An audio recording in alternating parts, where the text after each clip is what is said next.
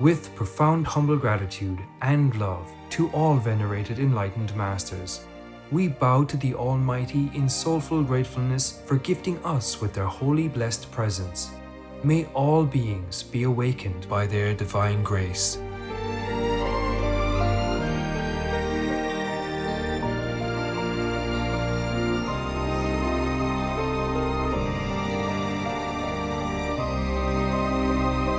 Etc. The most powerful daily prayer for any time and before meditation, which is the order from God and Supreme Master Ching Hai, shares with us by His blessed grace. We humbly worship, praise, thank, obey, and love God Almighty, the Most High, the greatest, for world vegan, world peace, and our soul liberation. We thank, love, praise the only Son of God, who is the ultimate Master for our salvation. We follow the teaching of all the saints and sages. We thank, love, and praise them, who are the representatives of God for our spiritual elevation.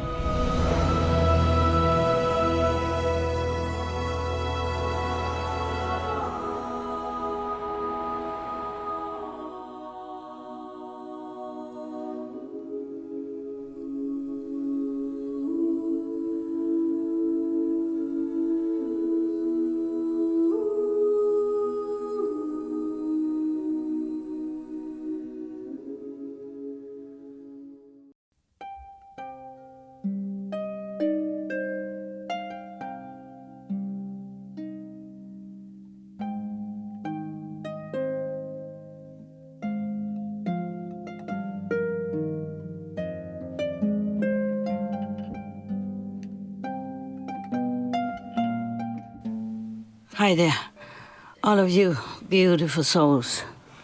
I know I have just talked to you what seems like yesterday or the day before. Yeah, must be the day before or something. But I have to talk to you again.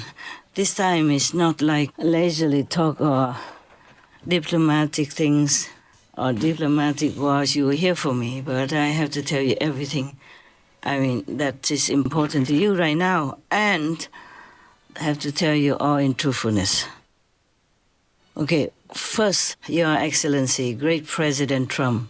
You know, I was so relieved to see that you won the election, because I know you are for peace, compassion, for humanity, for victims of the war. That's the reason why you have been kind of not very lenient to President Zelensky. But I have to dare myself to tell you that you cannot be too kind of lenient on Putin, because he is from the communists from childhood already, and he's a KGB by profession. These people, even though it's been a long time already since communism wore off or went out in Russia, whatever you've been trained in since you were a child or teenage, or, you know, at a young age, you will not be able to wash it clean and clear. Don't believe me. Just look back at the history of everything that the communists have done to Russia and any other places that they could in the world. And just talking about Ukraine now, I know you know many things about the history of the world, and as president, it's very good for you to know all that so that you can use it in dealing with international affairs. I'm not telling you that I'm good at politics or anything. I just see things more clearly because I'm a third person, okay? So now, you, yourself, a great peace lover, and President Zelensky, he's also all for peace, even though maybe he was not initially of the same opinion as you. But I don't think anybody believes that he wants a war or to continue with war. He risks everything in this war because he doesn't want war. He has almost like no family meetings. And day and night, he's risking his own life also. and receiving much criticism. But I don't think this man ever wants war, especially in his own country, where he himself also lost control of his own sovereignty for his country and from his country or of his country. So please, I know you are burning inside for peace because of your love for humanity. I know that because I have the same feeling. I don't want any innocents to die, especially young, handsome, pretty, soldiers in the front line, whether it is Russians or Ukrainians. I just don't like anyone to die so gruesomely, so brutally. I understand you. I truly, support you in every way. And many of your policies up to now, I read every day in the news, and I gave them to my news team to put on our TV. Because I want the people also to support you, to know that you're doing the right thing. Even my own team, one of them, or some of them, criticized me for putting on the news. One of them, you say that some criminals in certain degree, would be executed for their crime. Maybe especially the illegal immigrants. I agree with that, but some of my team members did not agree and told me we have to erase that death sentence because we, the Supreme Master Qinghai International Association, are against the death penalty. Of course I'm against that. But then I have to defend your decision, so I told them. It's even in writing. It's not like I'm making up the story here. It was maybe some weeks ago or some days ago. Some other times also for other topics, but not all recorded. For me, time now is going so fast, I can't remember much of when. But we can print it back so you can look at how I responded to that decision, even though it's against my principle. I told them that. I think I don't remember word for word, but we can reprint it, my response, for you or for others to read. I said to them that President Trump doesn't really want to kill. Master's reply regarding President Trump's capital punishment order. Better keep it to scare, stop worse criminals who harm, murder others than spend your tax to feed and keep them in prison, lawyer, court cases, etc. It's not our law. We are just reporters informing the public so that they know and prevent, hopefully. USA already has death penalty. Trump only uses it to bring back the right to live in safety for Americans and to help people to stop crime, which will kill themselves and other victims of a loose, lawless society. No time to write too long explanation, often just yes or no, trusting you understand. I think I wrote this in short. I say he just wants to scare people into not doing it, not to commit a crime. And he wants to warn people not to go into that direction. Yeah, this is good. Preventing is always better than curing. But I am 100% for no death penalty. The real reason is that because you might have some judge or lawyer or witnesses who give wrong statements or wrong judgments, and we can't give that wrongly accused person his life back. As you see, many people in America have been wrongly accused and have to be in prison for many decades until they got out by some of the non-governmental legal groups that specialize in trying to help wrongly accused people. And especially if he's a black person, a person of color, then it's more easy for him to be wrongly accused. That's why England, they completely abolished the death penalty. Well, it has pros and cons, of course. So that's how it is. I defend you when needed. I defend you behind your back even. So I hope that whatever I'm telling you now will not make you think that I want to offend you. But I have to. Dear President, I really love you. I also said openly that I wanted you to be in the system longer than just 4 years, because you can help America. And whatever happens to America will affect the whole world. As soon as you came up as a peace-loving president, many things changed for the better. All the international people have more respect for America, for your decisions, for your government.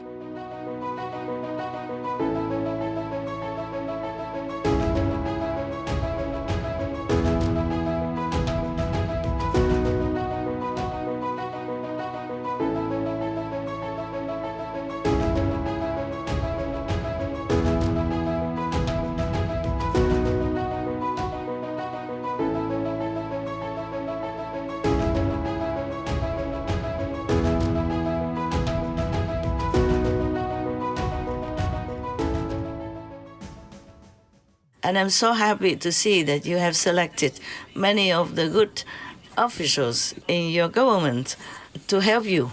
And they are 100% behind you.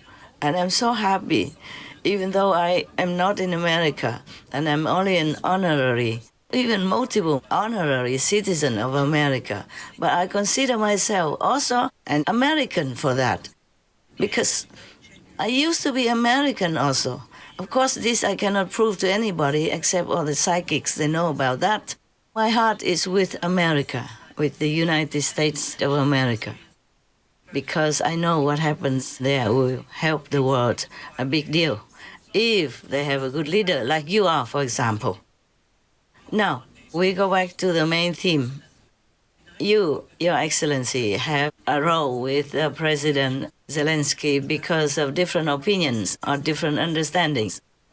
I know your point, because you really just want peace. But it can't be at any cost, because if you look back at the history of all the communism in Russia only, no, I'm not talking about other countries yet, and you can see how many millions of people died of all kinds of punishment. It was just simple. Peace-loving citizens, they have not been acquainted with communism, but the government at those times punished them with death, starvation, pain, physical abuse of all kinds. Then you cannot really trust a born communist.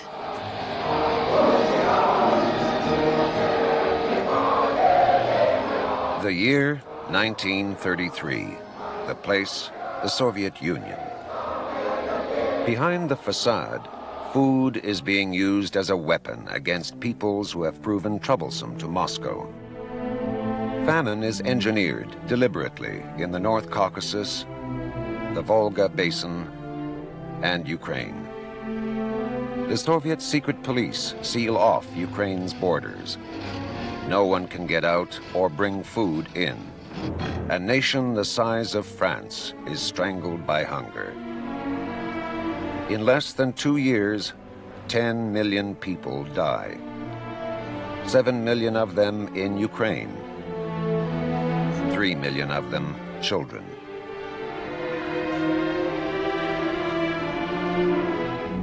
By 1928, Stalin is a law unto himself. This efficient, ruthless administrator has eliminated all effective opposition within the Politburo. The dream of a worldwide communist revolution has not materialized. As Stalin strengthens communism within the borders of the USSR, Russian nationalism is increasingly injected into his policies. The strong cultural individuality of Ukraine is no longer tolerated. 1929. Stalin strikes at the nation's heart and mind, its church and intelligentsia. Over the next few years, the systematic liquidation of intellectuals is carried out by the communist regime in Ukraine. 5,000 scholars, scientists, poets, and artists prominent during Ukraine's independence are arrested for allegedly belonging to the SVU, a secret organization the Soviets claim is planning an armed insurrection. Only 45 get a public trial. No evidence is considered necessary. Thousands upon thousands are imprisoned, deported, and executed later as mass arrests continue throughout the 30s. Even the church is accused of involvement in this alleged plot. Many priests were arrested, many were sent to Siberian concentration camps, many shot. My father was one of them. He never came back. I know this from personal experience. 30 bishops were murdered. Thousands of priests perished. 100,000 of faithful were liquidated. I'm so sorry if I have offended any other communist country. I don't mean it that way. I'm also burning inside for the peace of Ukraine and Russia. You, Your Excellency, have a role with President Zelensky because of different opinions or different understandings. I know your point because you really just want peace. But it can't be at any cost, because if you look back at the history of all the communism in Russia only, no, I'm not talking about other countries yet, and you can see how many millions of people died of all kinds of punishment. It was just simple, peace-loving citizens. They have not been acquainted with communism, but the governments at those times punished them with death, starvation, pain, physical abuse of all kinds. Then you cannot really trust a born communist. I'm so sorry if I have offended any other communist country. I don't mean it that way. I'm also burning inside for the peace of Ukraine and Russia.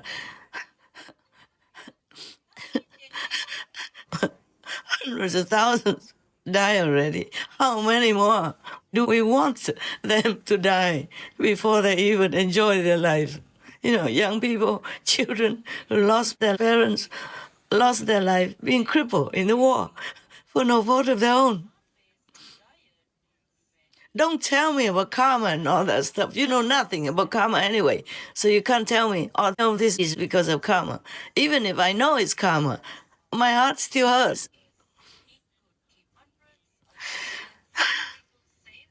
And nobody, no medicine can cure that unless I see peace. And President Trump is the only one who would have, the most hope for us to make peace in Ukraine, in Russia, and the world. So please support him, by the way. So President Trump, we have to continue this effort to make peace. I know you're not against President Zelensky anyway, even if he makes some comments not to your liking, not good opinions to your liking and to the peace process. But you must know you cannot lean towards Russia and abandon Europe through Ukraine. I don't want to offend anybody because I know it's not safe for me. I'm alone. I'm only, a weak and fragile woman. What for I'm doing this? But I can't just blink my eyes, turn away, or just pretend that nothing happened. Because every day I have to search the news for my TV, for our association's TV, Supreme Master TV. Nothing is really mine. We do it as a group effort, a team, support, team oneness. And I'm grateful to God Almighty. I'm such a lucky person.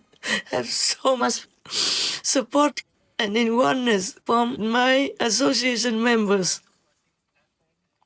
Because when I gave them initiation, this is something that's not in physical terms you can even describe. It only goes from spirit to spirit and by God's grace, by God's permission. God gave me this title, that title, just to let my so-called God's disciples know who I am so they can trust me. It's not that I care about all that. It just gives me more trouble in the world when people, doubt you and don't think much of you and you have such a big title, for example. And I have to even announce it openly to the world because God ordered me to do that. What for do I need all these titles? Nobody gives me anything. I take nothing from anyone. Just like you became president, but you never took a salary for that position. I take nothing. President Trump, I take nothing. At least this we have something in common. I earn my own living, yes, and I live very, very frugally. In fact, I live like in a refugee camp right now, you know? A very simple life, few pair of clothes, simple food. I don't have a good room even, not even just a one-room studio with hot running water. So please know that I'm sincere. I'm with you in this peace wanting aspect. I have nothing against you. I'm 100% with you, for you.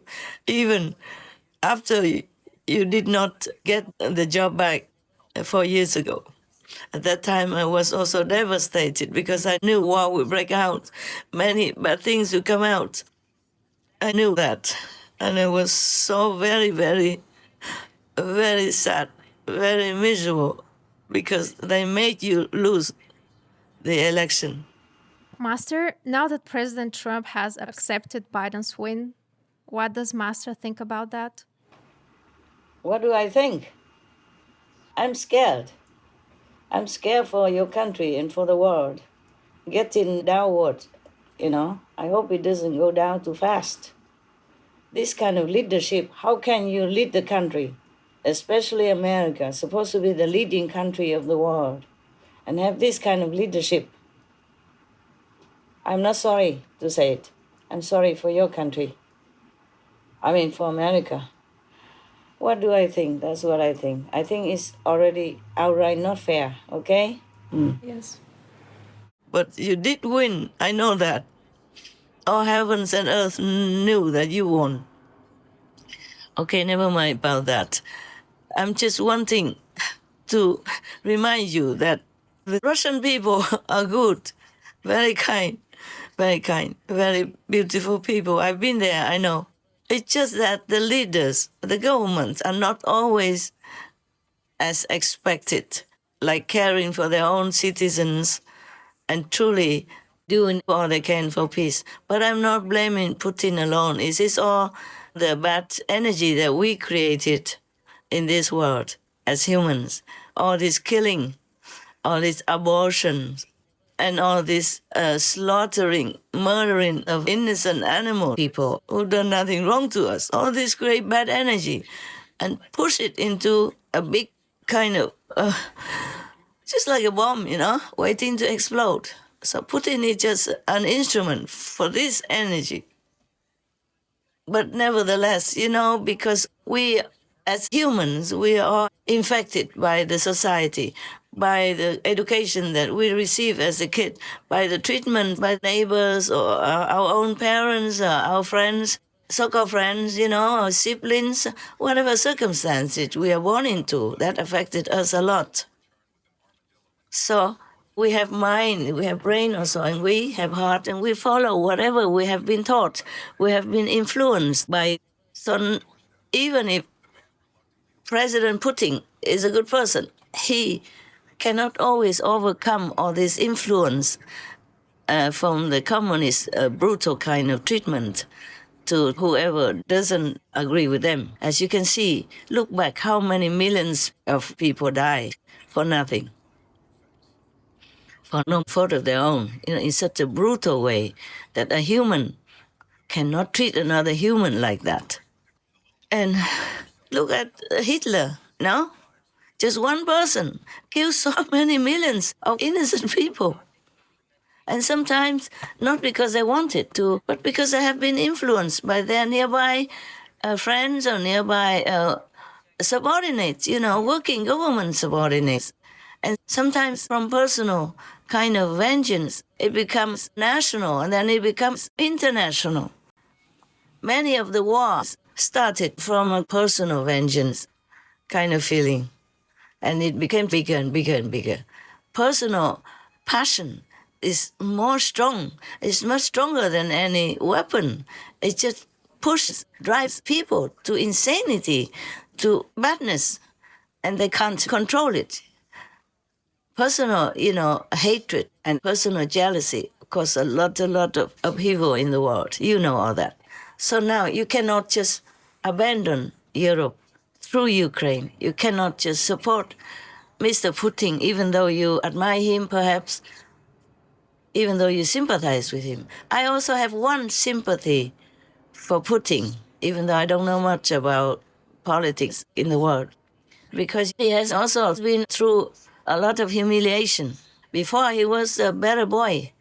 He did everything he could and had many wins for Russia, even in sport or in international kind of Olympics. He fought with all his might by his personal strength, and he always appeared himself in personal meetings with the International Olympic Council, for example, and then won for Russia the Olympic Games in his own country.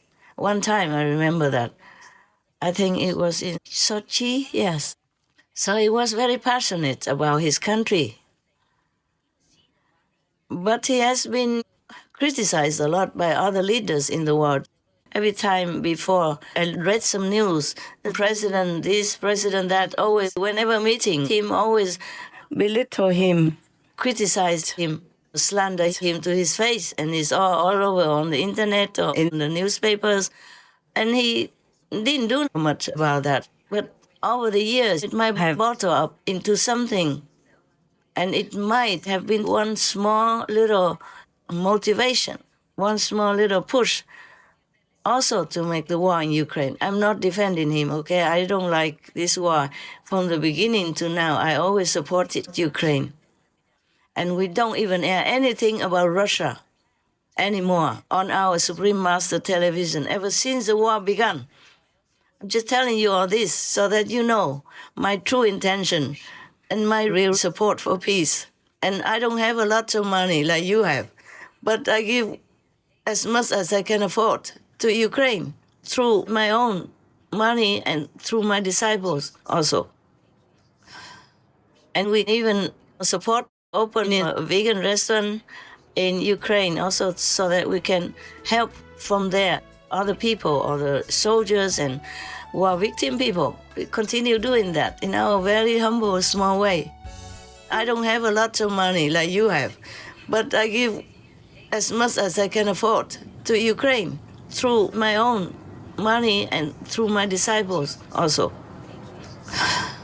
And we even support opening a vegan restaurant in Ukraine also so that we can help from there other people, other soldiers and war victim people. We continue doing that in our very humble, small way. And because of all these humane supports, and of course more other spies were after me, still are, I'm not in safety. Less safe even than before. Became almost like a homeless. Even at the place I used to live, trees were chopped down without warning and for no reason. I mean, in front of my people who are living there, even started burning the forest where I lived.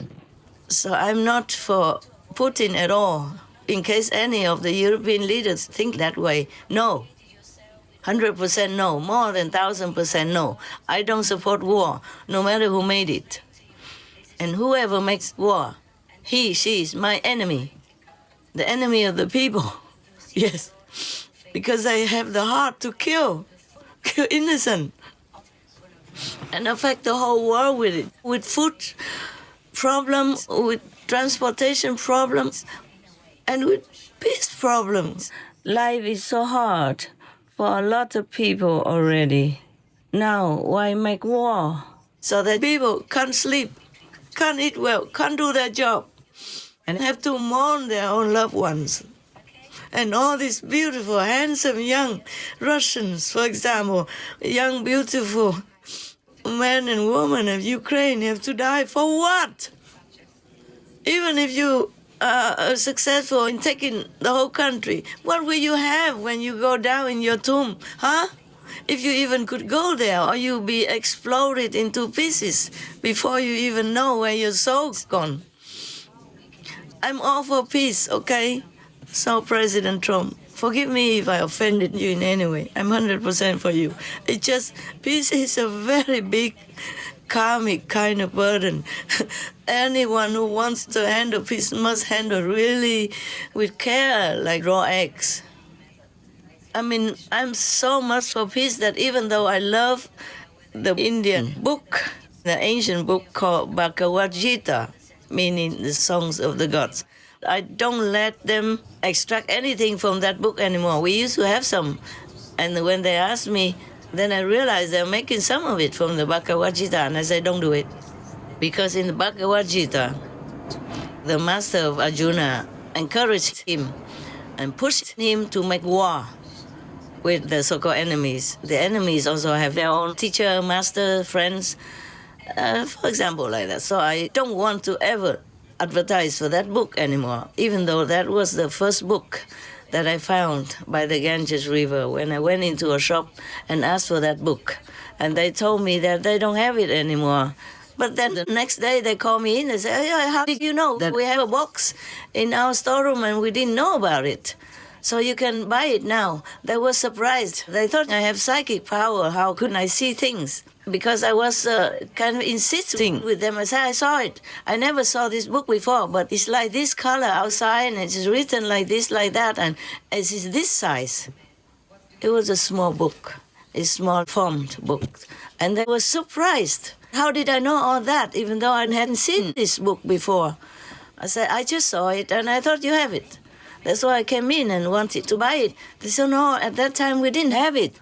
We looked, it's all over. Nothing was there until, we saw it in our storeroom. So here you can have it. And because of that, one of the customers in the shop at that time wanted to read my palm and predicted that I will be a Buddha. In 4 years, you will become a complete Buddha. At that time, you are getting there, they told me. They wanted to read my palm, but I refused. I said, I don't have money to pay for it, sir, and I don't believe much in it. They said, no, you don't have to pay any money. I'm just interested because I saw your aura.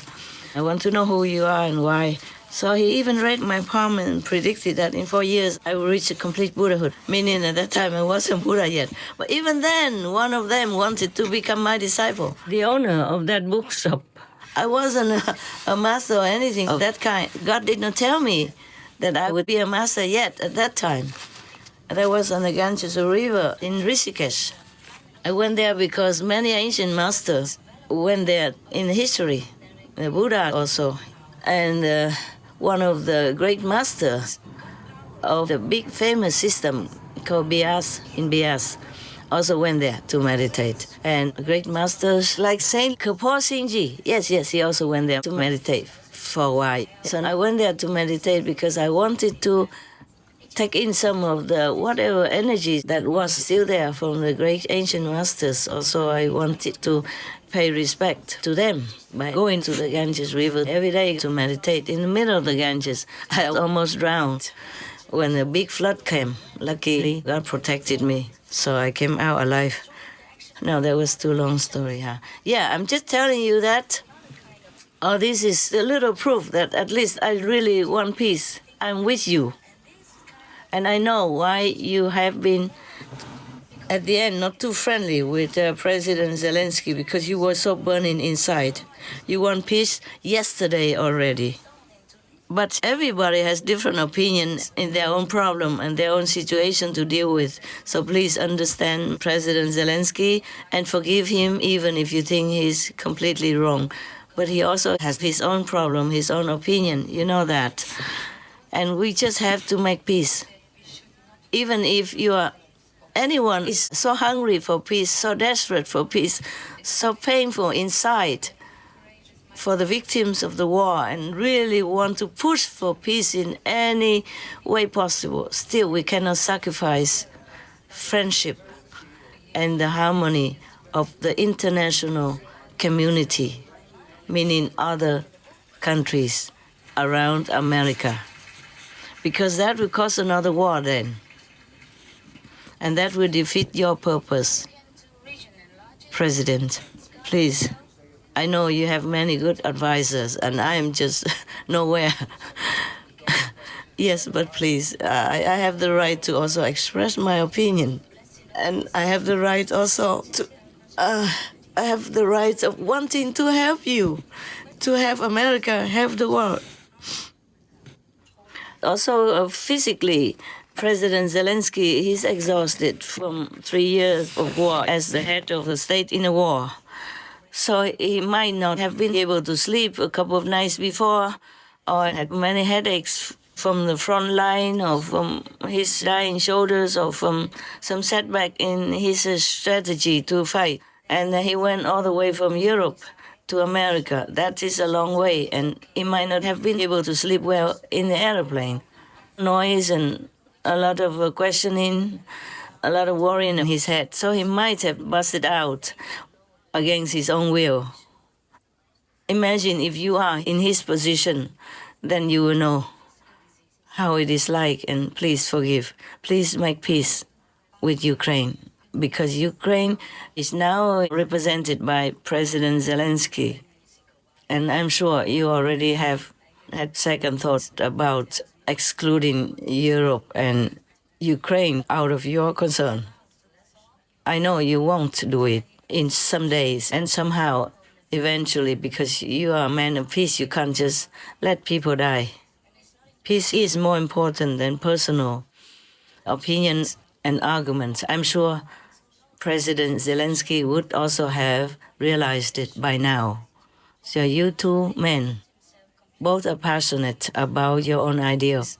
Even though Ukraine is a small country compared to America and not as rich, as powerful, but it is a country with millions of people living in it.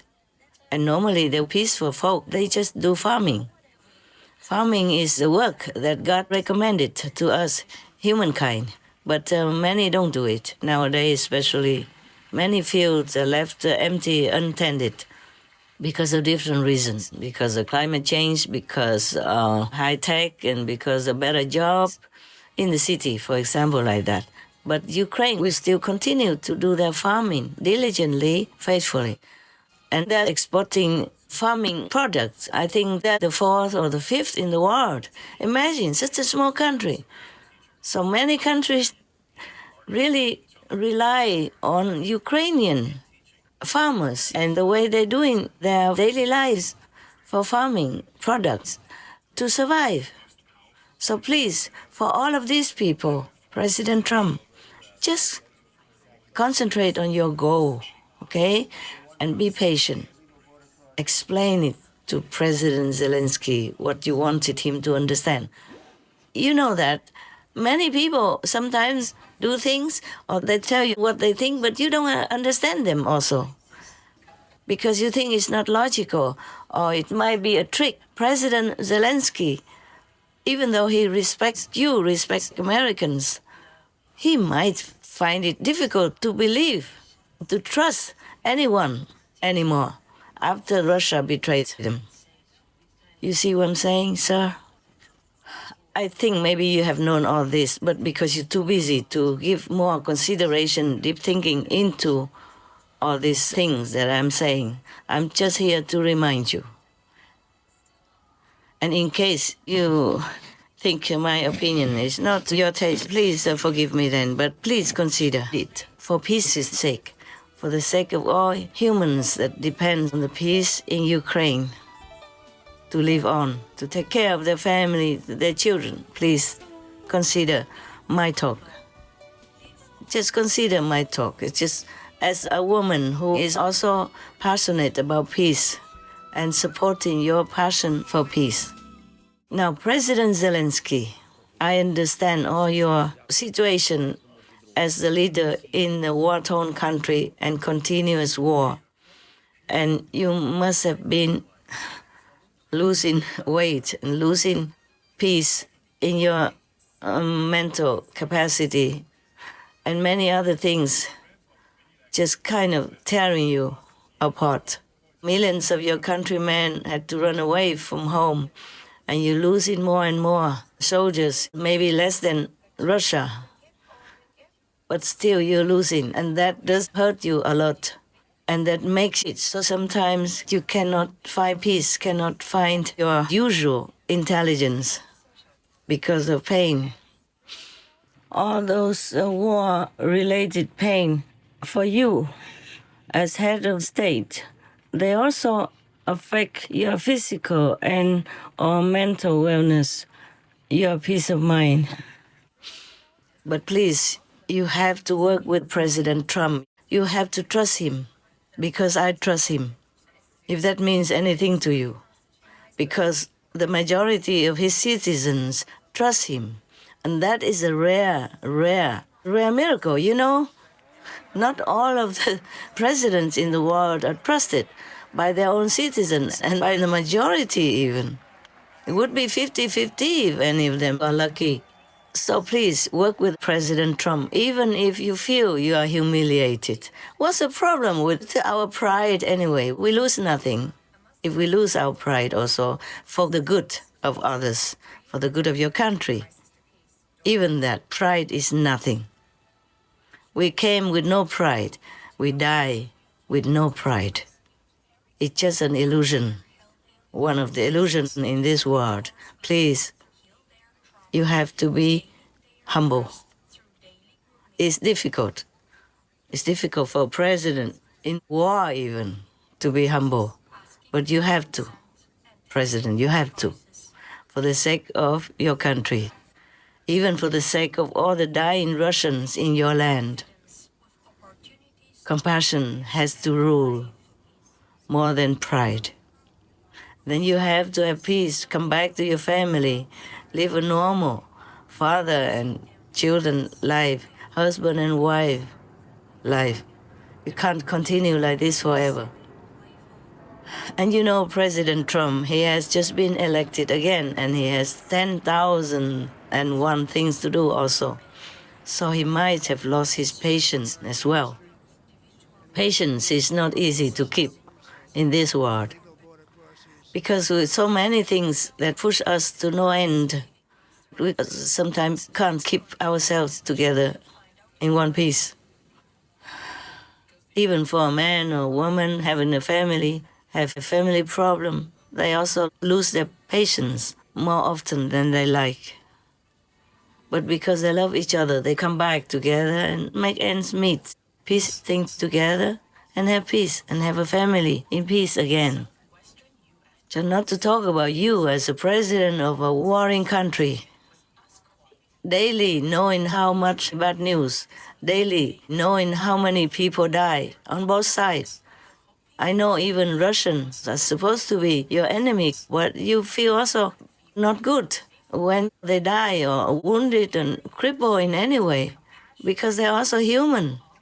They look like your citizens as well. I don't know how President Putin feels about his young citizens dying every day on the battlefield, in a foreign land even. But I know you have heart. I know you feel sorry. You feel sympathy for them as well when their family loses a son, or when the family has to bring back and nurse a wounded son, a wounded daughter, or a handicapped war veteran coming back to their family. Because you know, if it's you, you would feel devastated. You would feel like dying. So please, sell your pride to the wind. Humble yourself. Go make a deal with President Trump. President Trump, he also has his own responsibility and issues to take care of. America cannot continue to supply weapons, money forever to any country, even if they love it. Even if they love and support their country, they cannot do it forever. The Americans' tax money has to be spent on the Americans' welfare. And you know, President Trump is all for his own citizens. So if he makes any deal, it has to be fair for both, you know? Even the richest person in the world cannot continue to help the poor people all the time and always. Their money will run out. Their business will be ruined. So President Trump, he's a fair person. He does what's good for Americans, but he also considers other countries. If he has to use strong measures, it's because he knows that will wake up other leaders to work with him for the sake of all in this world. He's not a mean man. He just uses any possible way when he thinks it works. And then he will slow down. And then he will go back to the normal things that you expected. It's like sometimes he put a big tariff on many countries so that they have to do things fairly, logically. And then he will reduce the tariff. He did in some way already, with some countries already. The president sees tariffs as an effective negotiating tool. He claims other countries have been unfair to the U.S. and that his approach will fix America's trade deficit. Trump had pledged the measure to boost local manufacturing in the U.S. and to pressure its neighbors to do more to stop the flow of migrants and illicit drugs into the country. They've allowed millions and millions of people to come into our country that shouldn't be here. They could have stopped them, and they didn't. And they've killed 300,000 people last year, my opinion, have been destroyed by drugs, by fentanyl. The fentanyl coming through Canada is massive. The fentanyl coming through Mexico is massive. President Donald Trump is temporarily pausing tariffs on steel and aluminum imports from Mexico and Canada, giving the countries more time to negotiate key issues around border security and even trade.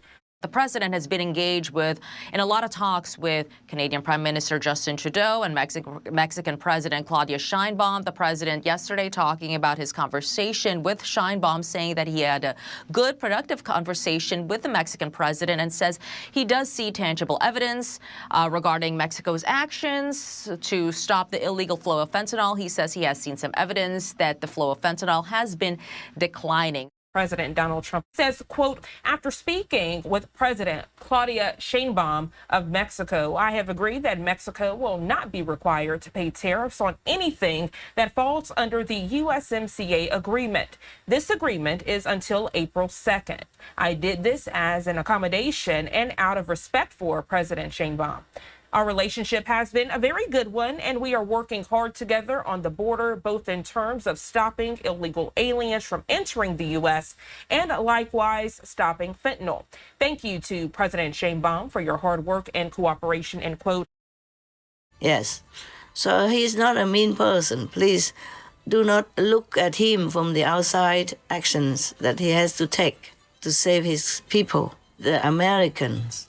America has become almost exhausted in different aspects of their country. So he has to return stability and wellness to his citizens because that's what he vowed to do. So please, it's not only you in war that have problems with your country and Russia.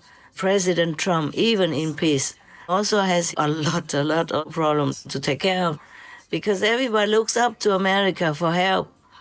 For war settlement, for handling international crisis, and for peace.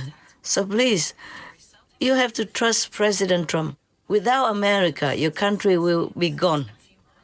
And do not rely on Europe's help either, because they also been at war not long ago, and now they also have to recover. And then they have so many millions of immigrants, legal and illegal, who came to their country and are also eating up their wealth and their citizens' taxes and making their country also harder to get by. Now, you can see very well that when the war first began in your country, Europe just ignored you. You fought all alone. And I even had to come to my TV screen and explain it to them that Russia wanted to even invade whole of Europe. By the way, they maneuvered their strategy, the war strategy, in the beginning of the war. They occupied many areas alongside the European border with Ukraine. What did they do that for, huh? NATO, you can't even trust them. NATO refused Ukraine. EU refused Ukraine. America crossed their arms in front of their chest, watching on. So Ukraine is left alone to fend for themselves or to die alone. Talking about good neighbors.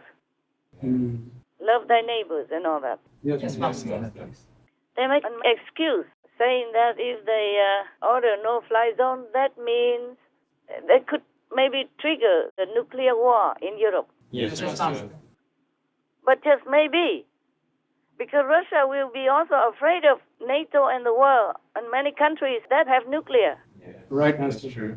And even maybe more than Russia has. Yes. If all the countries put together. Yes. Because Russia is the one, and they have many nuclear in many other countries, including India, even. Yes, Master. Yes. So first they refuse Ukraine because they say Russia will make an excuse to war with Ukraine, and Russia already did. And they still don't accept Ukraine, and now they make an excuse that it might trigger a nuclear war. So they refuse Ukraine again. Probably they wait until nuclear comes. Yes, and at that time, it might be too late to react. Yes, Master. Maybe they'll be dead already.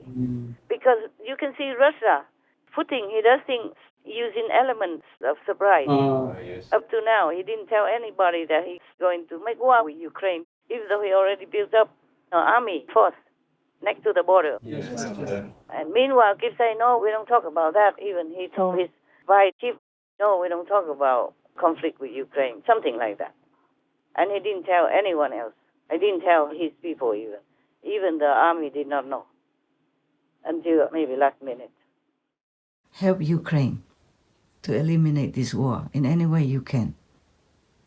In the beginning, all the way up to deeper into the war, the Kremlin occupied all this border from Crimea because they took Crimea and they used that as a base, as a stepping stone, and went more deep into Ukraine's different regions along the border of Russia. And they want to stretch it all the way to Belarus and then past Belarus and then all the way to cover all the border with Europe. You can see that. I don't have to be a war strategist to see it. I saw it on the map. And you see the brave Ukrainian soldiers and people are already taking back more than half of what Russia has occupied. Well, we thank God for that. And we are in debt to them. Because if they take all the border all the way to Belarus and continue, then they will have bases everywhere around the European border. And they will attack any European country anytime, easily, if they have bases already. And are prepared and equipped everywhere they want. Just they would attack one country after another in Europe because they want to control all of Europe and the world as well, with the backing of their so-called allies. And you know what I mean now. And Europe is still sleeping. First, because they have such good, favorable supply of gas, cheap and all that, and all kinds of things for their household, or their development, for invention, all kinds of things. They also depend on each other. So for Europe to cut away the relationship with Russia, it was also truly a historic kind of action that they decided that way in order to show at least support to you in spirit. This is very, very, very admirable of them already, because that would cost them a lot also. And they were struggling to try to find a replacement for all the fuel that they used to depend on Russia to have. So in this world, talking about all this, we can see well that we all depend on each other to live. And one thing I have to tell you honestly, without America's support, without President Trump, you will never, never, never have peace in your country. You might even lose your country. Because Europe wasn't ready for war. It was very difficult for them to give any weapons to you. You know it yourself. A lot of arguments between parties, between people, a lot of consideration, all kinds of things before they give you something. And not a lot. And not as powerful as Americans, who pour in weapons and money to help your country in any way possible. Even their own citizens came to fight with you. But Europe, did you see anybody come and fight with you? Even voluntarily? Maybe some, but few. I myself didn't read it on the internet. I read about some Americans who came to your country voluntarily to fight with you, with your people, and being wounded, being handicapped because of the war, or being gone, lost their life. And Americans can't keep doing this. Even President Trump wants to continue to help you with all financial support and weaponry support, but he can't do that because he has to answer to his country. Why would he spend all their tax money on the nation that they don't even have anything to do with, far away in European continent, huh? And not much help to America either, yeah?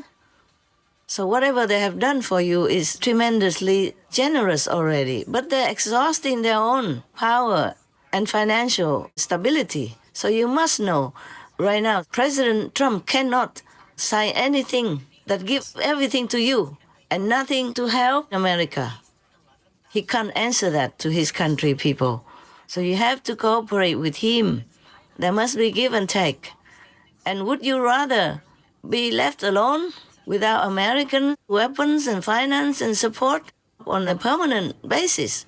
And you want to do a deal with Europe? Oh, please. I don't know if Europeans have enough equipment, manpower, and expertise to do business with your country. And whatever that mineral deal is, I don't think they can fulfill it. Well, at least not after a long time. And by that time, your country might be gone already. I was surprised that during the first period of the war, NATO didn't help you. They didn't want to do anything for you. And even shrink your defense to limit it. They didn't give you a no-fly zone even. And meanwhile, Russia was eating up your border with all the European countries. And it has to take me, a little countryside woman, who is not in the political arena, to point it out to them at their own risk. So do not rely all on Europe. They have goodwill, they mean well, but I don't know if they have enough power and equipment to help you in the long term without also exhausting themselves physically, financially, in any way, okay? The European people, the majority of European countries, they're peace-loving countries also. They are not born for war, except some World War I. World War II started by one or two countries, crazy people. But most European countries, including their leaders, even if they are bad, they don't want war. Nobody wants to make war. So they are not in the mentality to fight to death with you, like your citizens right now, or since the beginning of the war. They don't have such an interest to put all they have in war. And without that fighting mentality, like what your country has right now, they can't win. They can't win. And you'll be left alone. And then your country will be gone.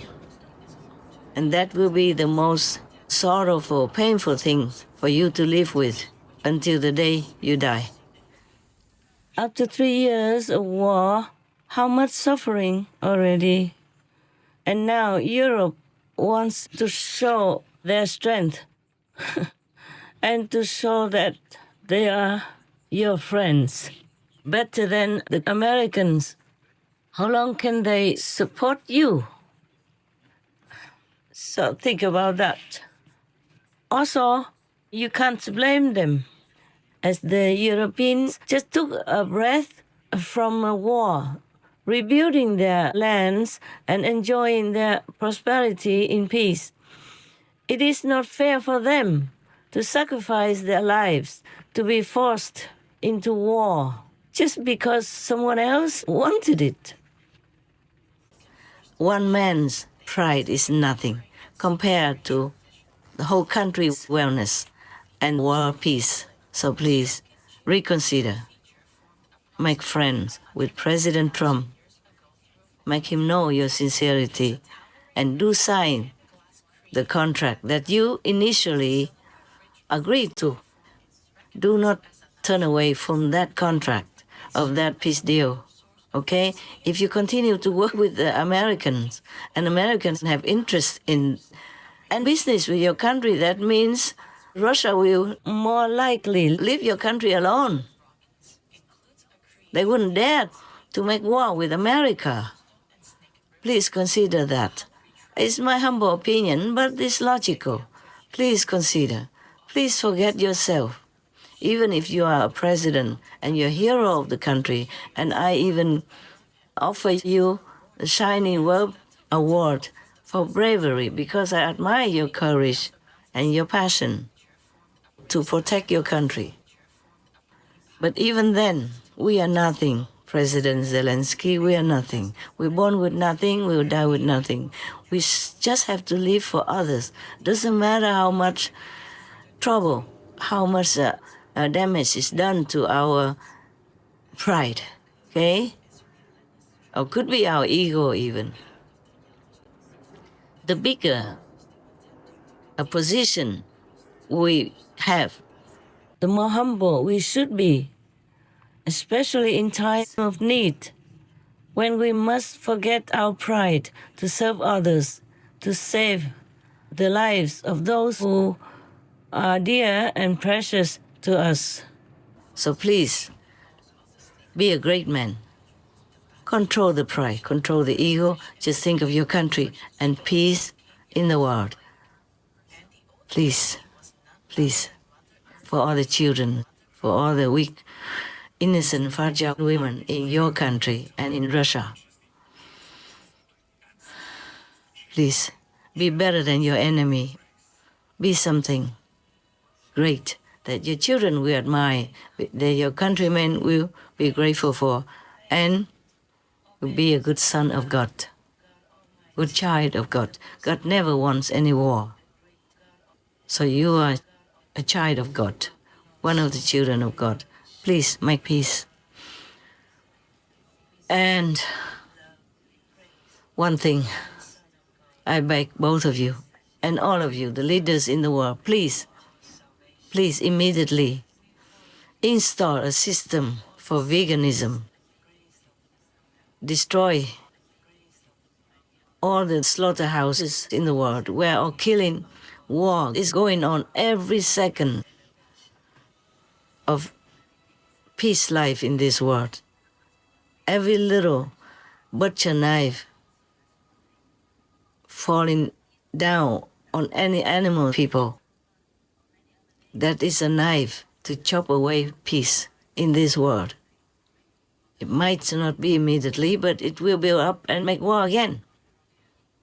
So please, Your Excellency, great President Trump, Your Excellency, brave President Zelensky of Ureign, I call your country, please make peace with each other in the world and make peace with the animal people. They are, many animal people, are saintly beings. They're practicing yogis, bringing peace and love into this world.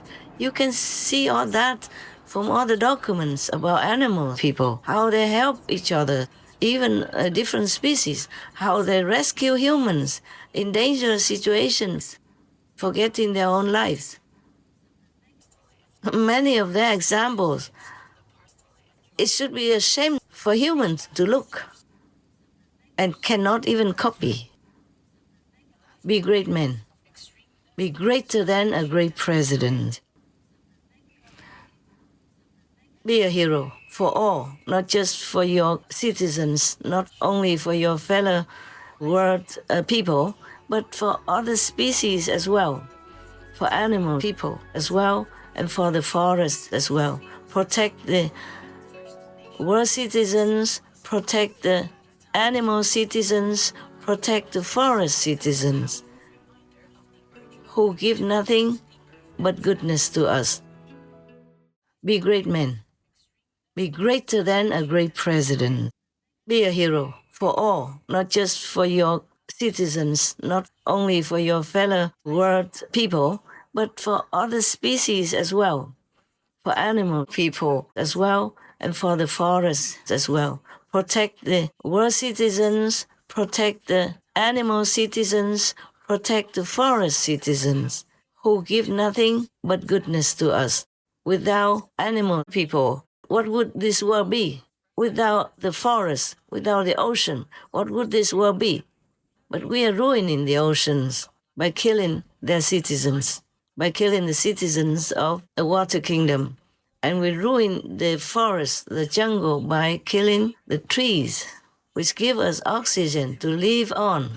Without oxygen, we can't live.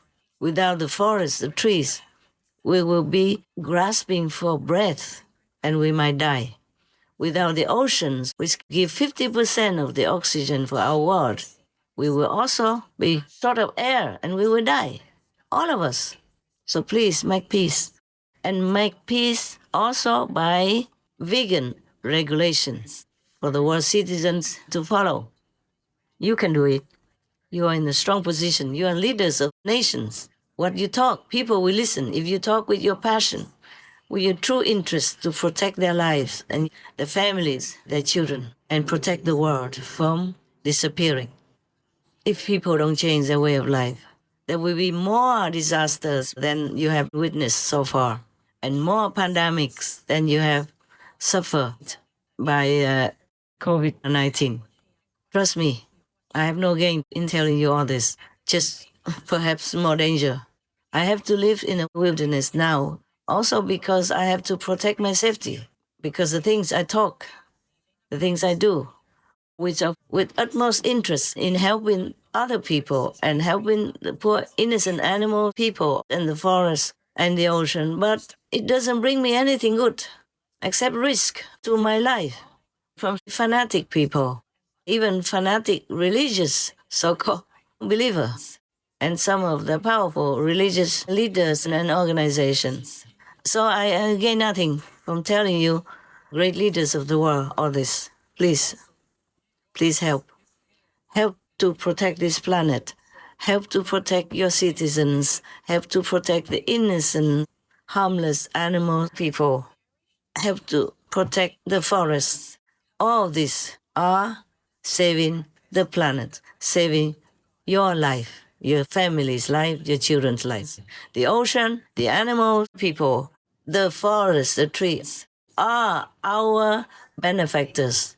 The ocean, forests, animal, people, all of these are the beautiful kingdoms next to our kingdom, helping us tremendously. Without their loving energy, we probably would have been gone already. The planet probably would have been ruined, or at least all humans would have died already. Without the ocean, fish people, you don't have any oxygen. You don't have any agent to absorb all the CO2 and even methane. Without oceans, without forests, we dead. And immediately, as if thousands of atom bombs have been dropped on our world. So please think about all this. No personal pride, not even about just one country's interest. Do it all for the world's sake. And you live in this world, not just for other people, you see? And thank you very much. If you ever listen to my talk, I beg God to protect you, your countries, and your personal good, your loved ones, your interests. May all be well for all of you, the leaders of the world, especially American President Trump and President Zelensky of Ukraine. And now for President Putin. Please make peace, or you will go to hell, and no chance ever to get out. I mean it. You know I don't lie. In several hells, you will endure tremendous suffering, dying but never can die, being burned alive non-stop, including war hell, where you will be chased, stabbed, shot, for example, relentlessly, without any way to escape it, even for 1 second. For Putin to change, to turn around, to be leader of peace. And all of you are the leaders in the world to support peace in any way you can.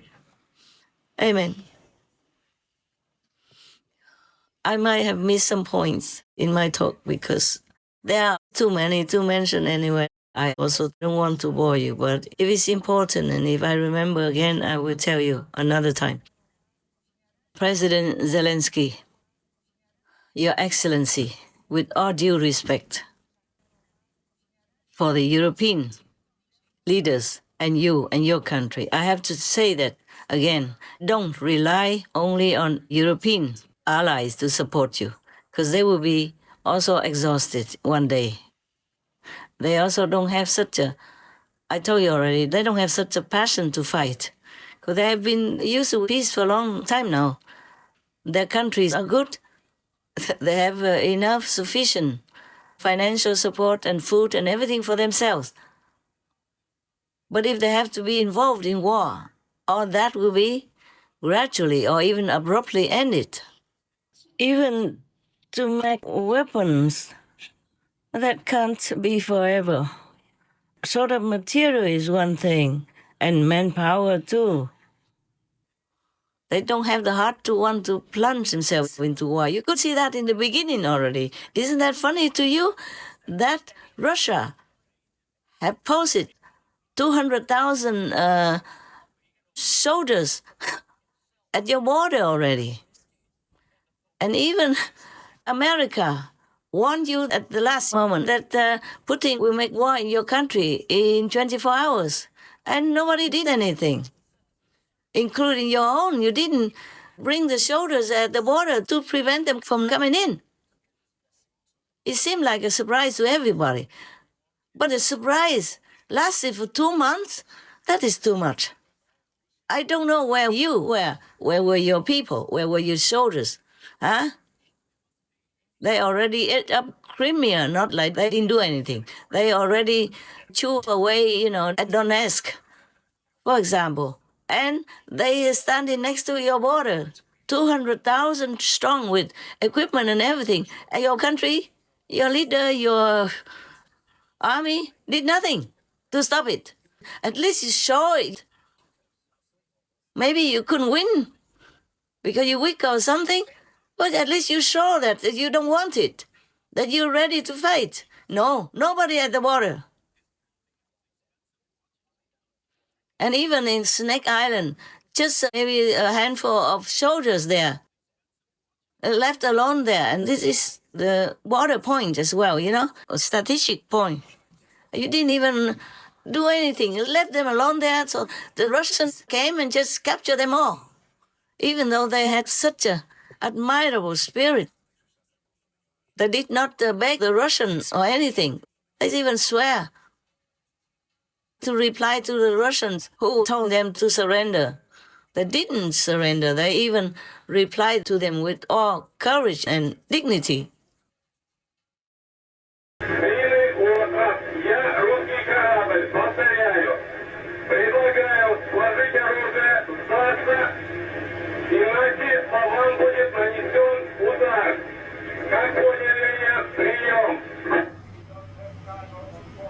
Все. Нахуй тоже надо. На всякий случай.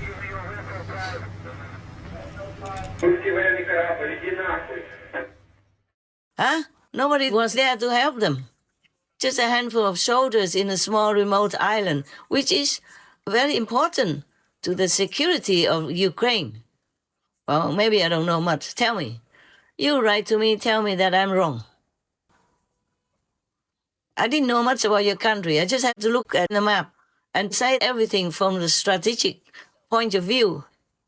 And that's the one thing. That's the first thing. And the second thing, when the tanks of the Russians were already in your land, on the highway, queuing up for miles long already, stuck there because one of the front tanks was kaput, having a problem and could not continue. So the whole queue of tanks stood together on the highway, open for everybody to see. A reporter somewhere took those photographs and videos. But what did you do? Nothing. Huh? Could have done something there when they were stuck in that kind of stagnant position. Wasn't it easier to eliminate them or at least to fight or to do something? No, nothing. They just stood there. And later somebody reported maybe some of the Russian drivers of the tanks in the front didn't want the war, didn't want to go further, so they made their tanks kaput, made their tanks not run anymore. And I think it's correct, because not all Russians are having the heart to kill. Russian people are humans just like you, like your country's citizens. They're just driven, forced to fight. Otherwise they would die, and their family will be punished also. That's why they probably thought of how to stop the war. Russian people are humans just like you, like your country's citizens. They're just driven, forced to fight. Otherwise they would die, and their family will be punished also. That's why they probably thought of how to stop the war. This was the moment Pavel Filyatov cut ties with Russia, tearing up his military ID and Russian passport, flushing them down a toilet in an airport bathroom in Paris. A few weeks later, this former paratrooper met with us to tell his story and share his disgust with the military he's risking everything to expose. И у меня постоянно стала возникать мысль навязчивая, что I kept thinking obsessively that literally, if I survived, I would do everything to stop it, to change something. Filyatov was part of a military regiment that invaded Kherson, Ukraine in the early hours of February 24th. But even just a day before the equipment rolled in, he said soldiers were being misled about why they were there. Our regiment commander made us line up and said, "Stop spreading gossip. Stop calling home talking nonsense. I'm telling you, there are 3 more days of training, and then you'll all be home." He said he only realized Russia was attacking Ukraine after an order came down for his unit to destroy a bridge. In a manifesto he later posted to social media, he described the disarray on the battlefield, a Russian military equipped with patriotism instead of good training, support, and modern technology. He wrote some soldiers began to shoot themselves to get the government money and get out of this hell. But I say this, Russia has now been captured by some kind of mafia. We were not told anything but march forward. The commander just told, "You are going there." We were going in a column. When we started to cross the border, I asked the commander, "Why are we doing this?" He answered me to shut up. I didn't know that I was going to Ukraine. They deceived me. We were told that we would go there and come back. They told us that we will go into the fields, set up tents and live there. We didn't ride deep into Ukraine when we were hit. My car blew up and I was pushed out of it with the explosion wave. We became captives in the town. We didn't shoot back. We became captives in the town. We didn't shoot back. We laid our weapons at once. We were deceived and sent to war like cannon fodder. I didn't think that I will have to kill someone. I knew nothing. I was afraid. We are being sent to war like cannon fodder. Everyone gets shot at once. We were going in a column and almost everyone in it dies. I didn't want to fight. I wanted to live. I will say that Ukrainian military are nice guys. They did not hit me and gave me food. For what? Everywhere here live peaceful people and no one wants war. No one attacked Russia and I don't understand what they want from this war, etc. But your country's army, you yourself as leader, was doing nothing. Even if you lose, symbolically fight or make a negotiation or something or else, nothing. So at some point in some areas, the ordinary Ukrainian citizens with empty hands went on the street and told the Russian soldiers to go home. And the whole Europe was silent, that you could drop a pin and hear it. So now you're going to rely on Europe and forsake America? You can afford that? Even all this time, 3 years long, if America wasn't there, you'd already be gone, President. Even though you're brave, you're courageous, and you love your country, your family, your people, you'd be gone already. If in one piece, then you're lucky. For 3 years long, you have become a great hero. Your people love and obey each and every of your commands with so much respect.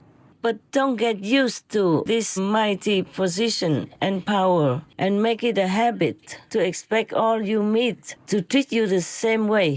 President Trump is not one of your subordinates. He is the commander-in-chief of the most powerful nation on earth. Remember that when you have the chance to see him again. As for now, your country needs him. You need him. So please, forsake your pride. Forsake your leader type in war that you're used to for 3 years. Think logically. Check all the facts before you omit President Trump's suggestion from your peacemaking list. You must work with him. You must. M-U-S-T. You must work with President Trump. He's the one you can trust. Well, at least compared to Putin. It's not my country. You are not my president. Your people are not my relatives, friends, nothing. But I cannot help but feel pain, as if their pain is my pain. That's why I'm defending myself right now also. I'm not giving you advice for free, just because of your country only. It's for myself. I have the right to defend myself, to protect myself from pain, related pain for your country, from the war in your country. I have pain because the Russian people are dying. I have pain because the Ukrainian people are dying and suffering every day also. Even if they went to another country and other countries opened the door for them, some countries didn't. They had to return to your country, humiliated, exhausted, running short of whatever money savings they had while fleeing the war. Is it fun? No, huh? And thousands of children are being kidnapped to Russia, leaving their parents drying up with tears, huh? And leaving the children confused, suffering, lacking of love and the familiar surroundings of their own country, huh? Is all this fun? So if you just argue with the strongest president, the strongest country in the world, and if you win, is it good? Will you be proud of it? So please, think logically, be humble. I know you won't like me if I say all this, but I have to. It's just for my self-defense. How about that, huh? You don't have to think anything bigger than that. Just my self-defense, because I'm in pain every day, as long as the war is still there. Even Syria just recently had a change of governments, of leaders, and they still now make friends with all the countries in the world, including all parties in their governments, and pro-Western, pro-America, not pro-Putin. So just 3 years only, you still can make it. 12 years long, the war in Syria still was won. Russia can protect you? No. Did Europe protect Syria? No. Maybe they tried symbolically, not strong enough. So the president of Syria, even though it's not all his fault, he's done nothing wrong, had to flee. But to where? To Russia. Even though it seems that the country was peaceful before. At least people have peace enough to live and have everything enough. The government took good care of people, or as good as they can, comparatively speaking, from other countries. But you see, Russia was there all this time. Couldn't protect the president of that country, couldn't protect that country. And Europe, nearby, couldn't protect that country either. Couldn't protect the president, who was supposed to be their ally. So learn from all that, President Zelensky, with all due respect.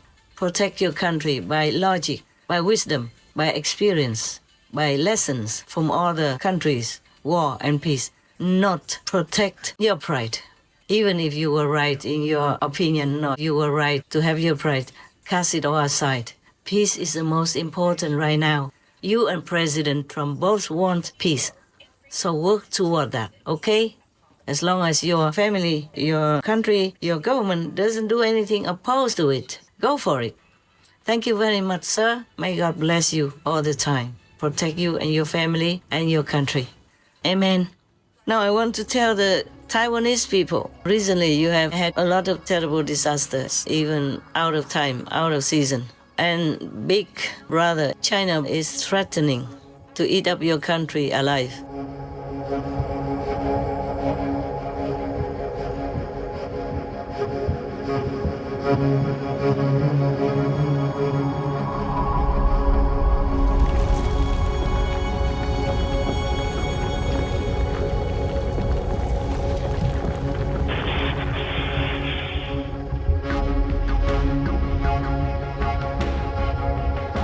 When a magnitude 7.4 earthquake struck Taiwan's southern Hualien County a year ago, the biggest storm to hit Taiwan in nearly 30 years.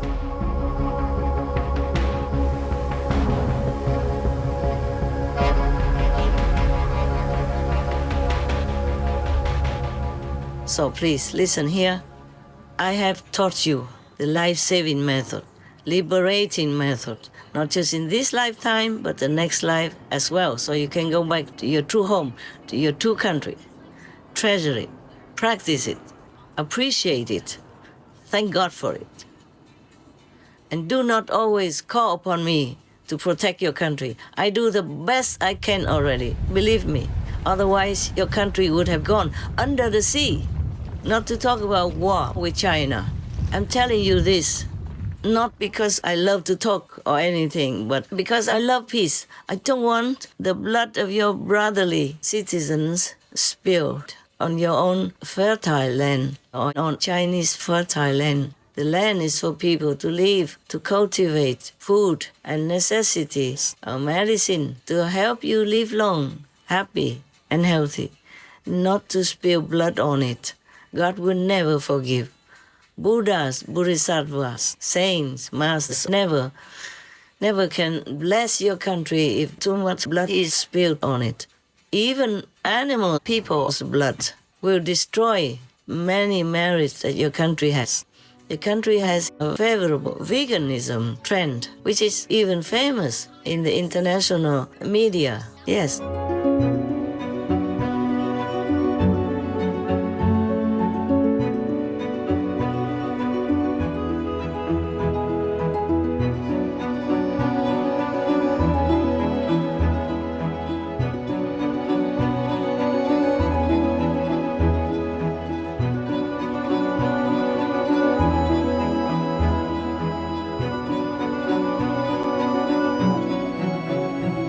etc.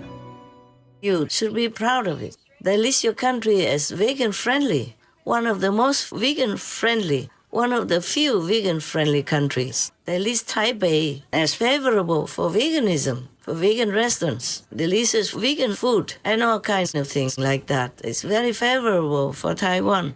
What they wrote, what they write, and what they will write on social media, for example. So be proud. Keep it going. Rise it up to the top. Maybe be the first and only country that is all vegan in the whole world. Imagine the honor you will have, huh? Now I want to tell the Taiwanese people, recently you have had a lot of terrible disasters, even out of time, out of season. And big brother, China is threatening to eat up your country alive. Please listen here. I have taught you the life-saving method, liberating method, not just in this lifetime, but the next life as well, so you can go back to your true home, to your true country. Treasure it, practice it, appreciate it, thank God for it. The country has a favorable veganism trend, which is even famous in the international media. Yes, you should be proud of it. So be proud, keep it going, rise it up to the top. Maybe be the first and only country that is all vegan in the whole world. Imagine the honor you will have, huh? And for that, how can China or any bigger country or any bigger power even come and oppress you? If you're good, virtuous, moral, compassionate, all heavens will be there for you. So please continue the virtuous way, the benevolent way that I have shown you. I made an example for you, and many other things I do in private for your country that you have never known, that I could not even tell you. But believe me, I love Taiwan, and I appreciate all the kindness, generosity, and support that you gave me over the years. Just sometimes I have to leave because your country makes blunders or denies me or blemishes my name, coupled with all the killing of the animal people every day. That once I told you well already, I lived in a remote area and the river next to my house every day was bloody red because of the killing on the upper side of the river. And that was only one river that I saw. Actually, it's not a river, sorry, it's a kind of a big stream, you know. The water was running very full and clear in some pockets. But the whole river was red every day. Whenever I come out, it was red because of killing non-stop. Imagine if you are those animal people mercilessly imprisoned in a small crate that you could not turn around even when you have babies. And then brutally your throat is cut while you're still kicking and gasping for breath. Imagine if it's you. And you know they have feelings. And you know they have love. You know they are innocent. They protect each other. They love their children, just like you do. Imagine if somebody kills you or treats you like that. Would you like it? Whatever you don't like. Your religion, your ancient masters told you what you don't like, don't do it to others. It's very simple to live your life. Don't do to others what you don't want to be done to you. All religions tell you that. All the ancient masters of China told you that. Not to talk about other masters in other countries as well. Don't do unto others what you don't want done unto you. Analects, Book 12, Chapter 2. Do not impose on others what you yourself do not desire. Analects, Book 15, Chapter 24. There is a Tao for gaining the hearts of the people. Together with them, amass for them those things that you would desire, and do not impose upon them the things you would hate. Mencius, Li Lu, Book 4, Part A. He who knows others is wise. He who knows himself is enlightened. Tao Te Ching, Chapter 33. Treat those who are good with goodness, and also treat those who are not good with goodness. Thus goodness is attained. Be honest to those who are honest, and be also honest to those who are not honest. Thus honesty is attained. Tao Te Ching, Chapter 49.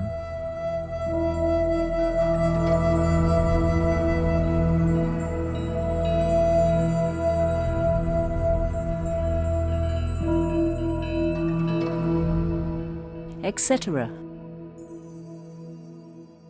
China was originally, traditionally, a religious country that respected monks and nuns and masters and the Zen tradition. But it's just talk now.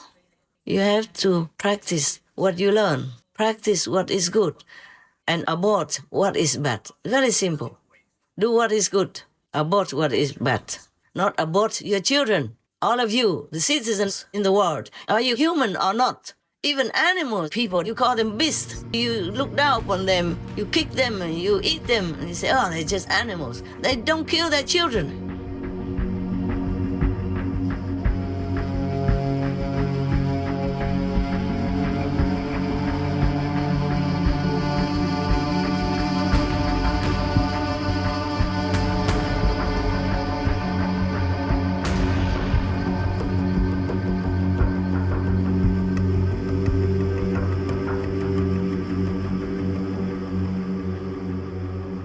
And you, humans, know everything, and not even in war. If you are maybe in war and in a desperate situation, you can't feed your children, and maybe you have that excuse. But in peaceful countries, in powerful countries, even like America, who has all kinds of agents to take care of unwanted babies, and many countries want to adopt your children because they are beautiful. But no, you have to kill your baby, your children, your own blood. What are you? Ask yourself. Don't blame the war. You make war with your own blood, your own children. How can this kind of energy not bust into war? And don't think that America is all that safe. If you continue to do this, war will be upon you. Maybe not a big war, but a small war. Yeah, don't even blame the terrorists. You push them to do it. Inside, nobody can prove it. But I know it. Whatever we do, the consequences will come back to us. So stop this baby war every day. 70 plus million children die every year. I think I read it maybe just in America alone. Imagine that, huh? Would you like it if your mother did that to you, huh? Tear you into pieces in her own womb and flush you out like under a toilet. Excuse me, my unelegant language, but I don't know what else I can tell you so that you understand. I hope your mind will get it. Your soul will stop it. Your brain, your heart will be ashamed if you do such a murderous thing to an innocent little baby in your body. Now all of you have to stop murdering babies. Stop killing the innocent in war. Stop making war with humans and with animal people and with trees, with forests, with land. Do not destroy the land that you rely on to live. Do not do anything harmful to anything at all. Otherwise, we will have war again. And the bigger war nowadays, we have high-tech war even. They will kill all of you in an instant. And Hiroshima in Japan will be just a toy, a play toy. Compared to the next war, it will come to that. And war will be. If we continue to kill and then make killing energy all over the planet like that. Spilling blood everywhere. Instead of letting the rain god do his job to nourish your land. I'm not angry, I'm furious. I have excruciating pain in myself every day. Even when I pretend to forget, even if I look away, even while I'm watching TV, looking at the news, it's always there in the back of my head. This pain is forever pain. Even if I don't have to look at the news, I don't have to know the what, the pain is there because the soul knows everything. Your souls also know everything. You just try to shut it off. Do not do that because you shut yourself off from the kingdom of God, from heaven's blessing and benevolence, from protection, from the divine, to make you live well, healthy, live long, prosperous, and have peace in your life. Don't shut yourself off from all that is good for you, from God's grace, God's blessing, God's love, by doing everything that's against humane character, against your own better understanding of what it means to be the children of God. Please save some time in your life, in your daily life, busy time, even few minutes to pray to God, to make you understand, to make you be faithful to His love, to not ever forget Him. Otherwise, your life will be nothing.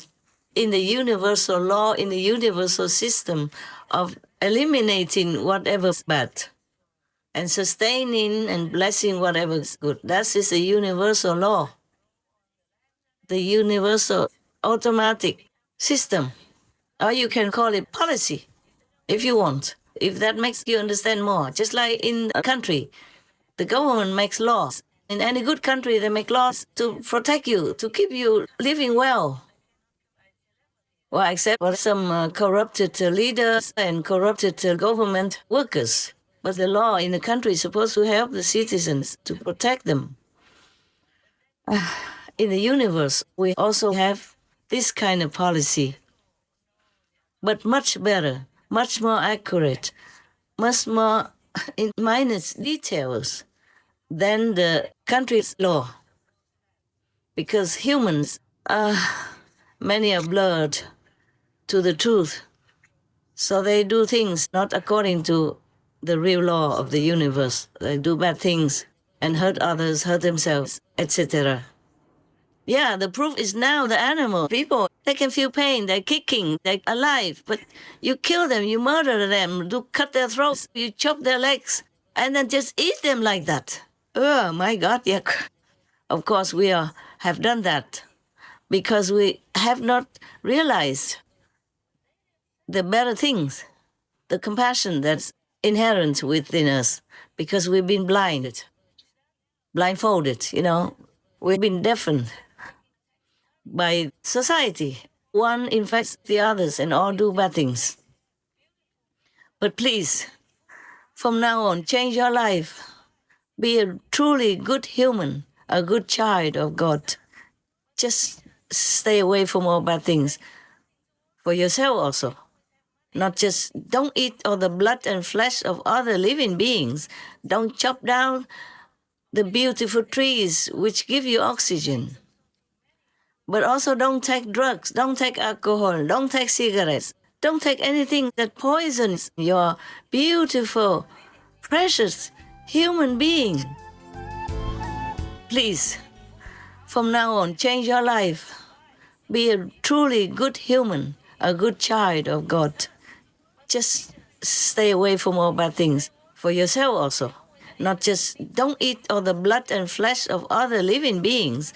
Don't chop down the beautiful trees which give you oxygen.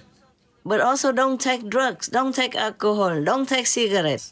Don't take anything that poisons your beautiful, precious human being. Anything bad for you, stop it. Stay away from it. Anything good for you and for others, continue doing it. Do more if you can. That's the only way that you can survive this world. You can escape from Maya, brutal enchantment, brutal poisoning, and brutal clutches. And it's the only way you can go home, your true home, your glorious home, seeing yourself, your true self, with glorious, beautiful light all around you and everywhere. That's the true you, okay? Don't praise the angels looking beautiful. Don't praise saints and sages. Just be one. You don't even need to do anything to be a human. Just be a humane human. Just stay away from all bad things. Yeah? Respect lives. Not just your life, but all lives. And fear God. Respect God. Love God. Remember God. Every second of your life.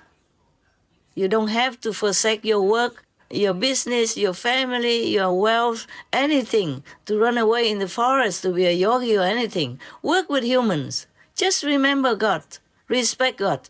Be absolutely a humane human by respecting all lives, doing whatever good you can, and remember God at all times. I will personally rescue you if you are like that. If you are like that, if you're a humane human, even if you don't follow me, on your deathbed, if you just call my name, I will be there and take you out of hell. God knows it. All the masters, all the Buddhas, all the saints and sages know that I tell the truth. I promise you that. Just be a humane human. Do all the good that you can. Stay away from all the bad, especially the killing karma, okay? All right. Thank you for listening. And thank you for practicing what you know is the best for you. What's best for you, virtually, will be best for the planet as well. And of course, it's the best for your family, your loved ones, and yourself. Back to Taiwan a little bit more. I have cast a peace ring, peace circle around your country, around Taiwan. I've done all the best possible for peace in your country, to protect your country from war. But if your people continue to kill innocent animal people who are living sentient beings, and most of you are Buddhists, then you know there is karma. The worst karma is killing. And you know the worst karma is killing beings, humans. But if you continue to do this, you also kill humans by giving sickness and trouble for other humans' bodies and beings by giving them animal people meat to eat or eating the meat yourself. All this collective killing karma will be upon you, not just by disaster to warn you only, not only by pandemic, but big war, and you won't win. And do not rely on Americans either.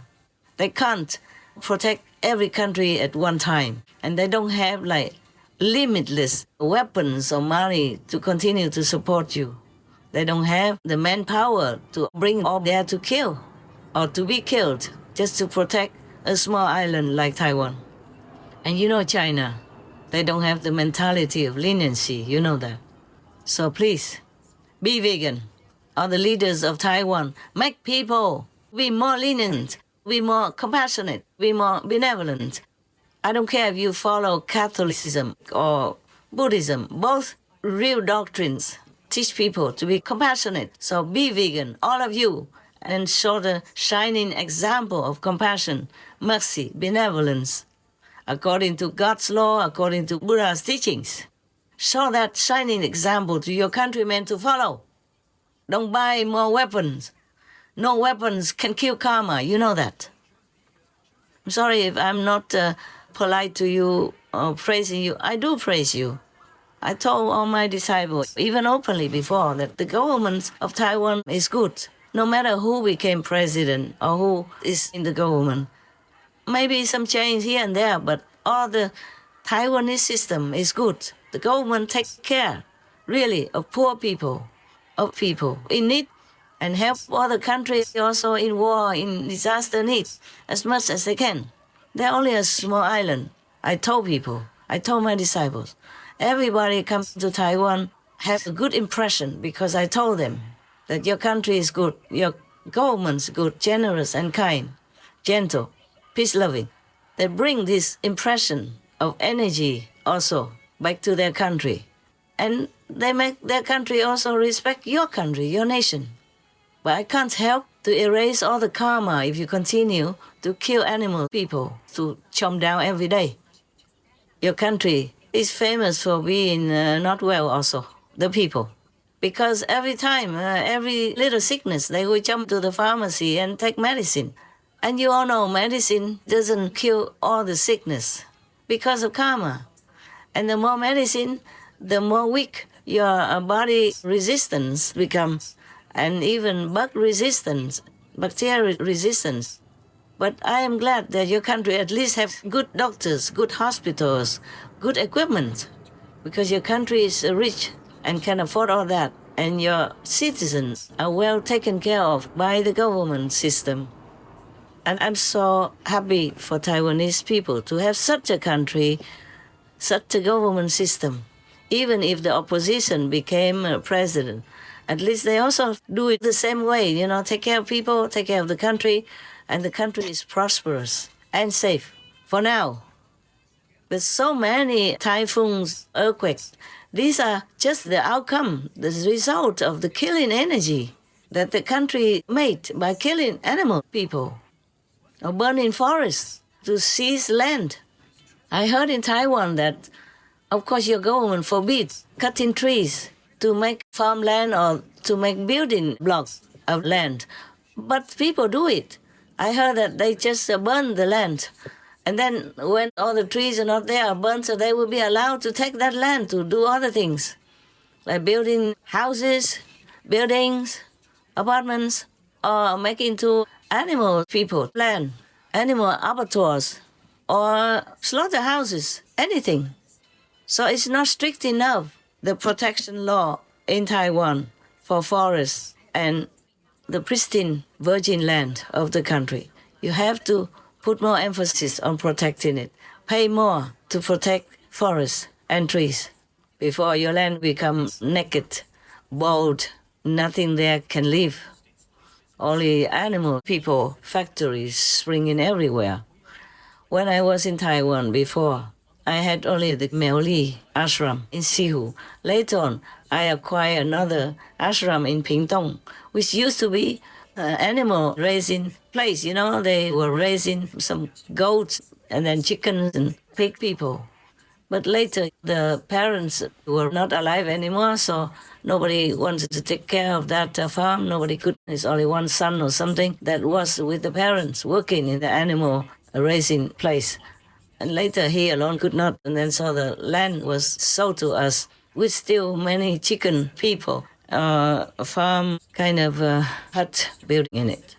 And then I made it to a living ashram opposite of the business before. Then it was the only farm around there that I saw. And then we were there meditating, having retreats, and we even received the mayor of Honolulu, an American. He and his wife came to visit us personally themselves. Yeah. And many of the government officials, mayors and maybe senators, and some people from government came there to visit us sometimes. So it was all good. And some years later, I came back. Oh my God, not only were we the only animal people place that has been transformed into a spiritual place, but they sprung up all over around it, all over animal raising operations, pig, chicken, dog, people, or whatever not. So I cannot even stay in that Pingtung ashram anymore because it smells terrible. And if the government says, oh, we wash every day, but the government doesn't always come every day. They cannot check it every day. And it smells terrible. And I coughed. All this poisonous air, make me cough a lot and have pain. So I had to leave. But the disciples in Pingtung still continue to meditate there. But they come only once a week, okay. Or maybe if they have a retreat for a couple of days only. Maybe they could bear it if they wear masks, if they close the windows. But this is suffocating. It's not a beautiful ashram that I made it into anymore. No more a beautiful spiritual ashram anymore.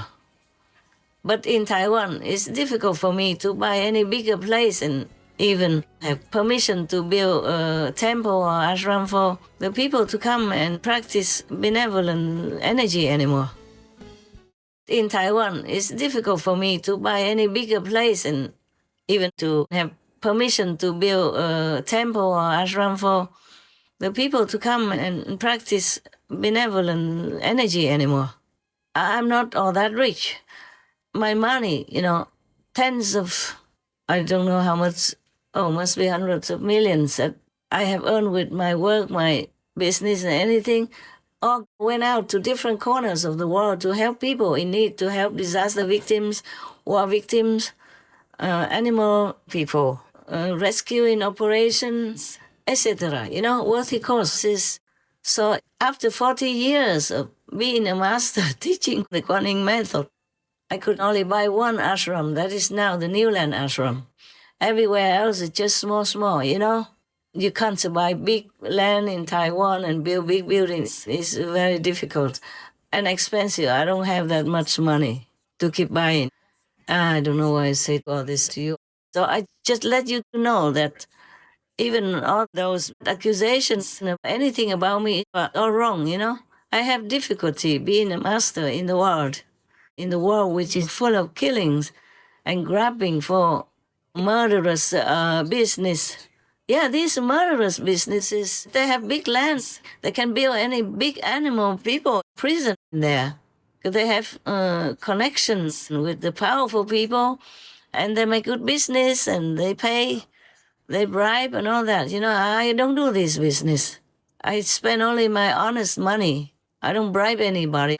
I don't use any connections to become this and that or to buy this and that land.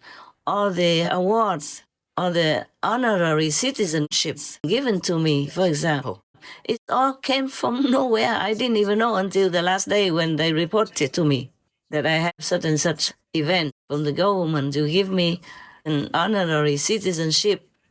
I wasn't the one who go around and buddy with any government to get anything. Up to now, I don't know any powerful government leaders or anybody.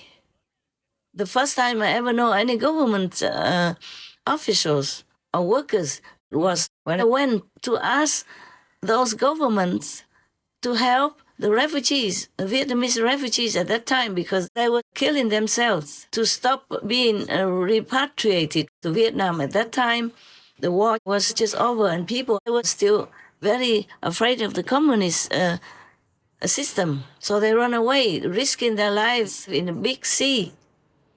Yeah, now we talk about refugees again. I have mentioned before, I have talked about that before. I say, only if your country is at war or in desperate situation. Otherwise, don't go to any other country. Don't be refugees. Least of all, illegal refugees. People look down upon you. And you just build up kind of dream land, but it's not like that. Every country has to fend for themselves. The citizens have to fend for themselves. They have to work hard, just like you in your country. You must use your brain, your power, your willpower, your survival instinct to make your own living. You don't have to be rich or famous. You just work enough to earn a living for yourself, your family. That will be enough already. There's no need to run away, sneaking into another country, risking your lives, and, being humiliated as a beggar in another country.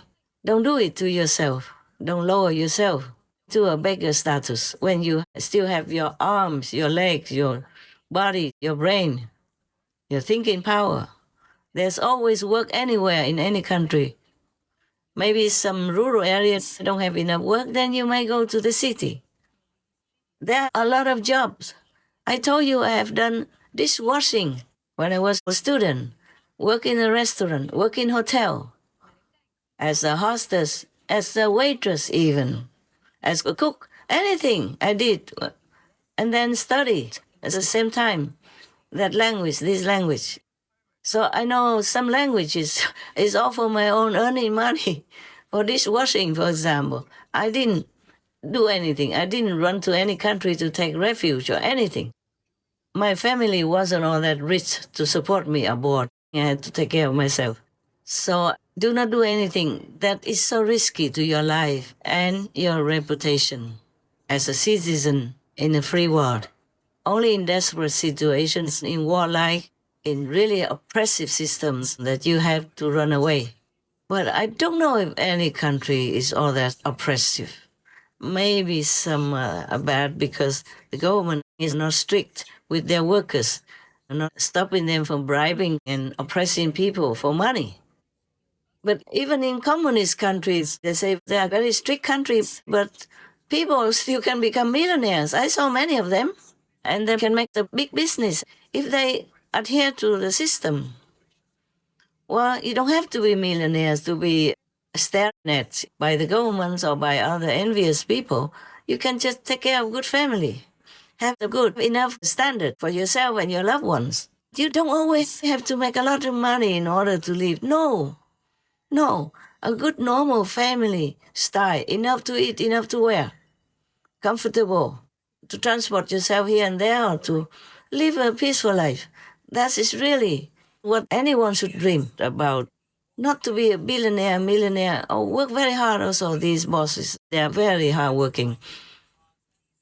They don't sleep well like normal farmers. You know, farmers, they tend to their fields, they come home, they sleep well. Next morning, they go out again in the fresh air, in the sun, the beautiful life they have.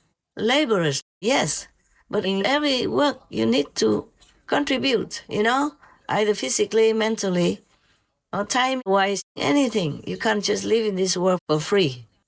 And you think being a monk, like going out begging for food, this is a very free life. Nowadays, it's not that free. Many people also curse them, look down upon them like they are a burden to the society, that they have hands and feet and strong body and don't want to contribute. People don't look kindly upon such a monk, you know. They doubt their sincerity. Maybe these people are just lazy, just want to live off other humans in their country. So maybe some follow them and have the same clothing or colorful, all that, like a fashion kind of group, you know.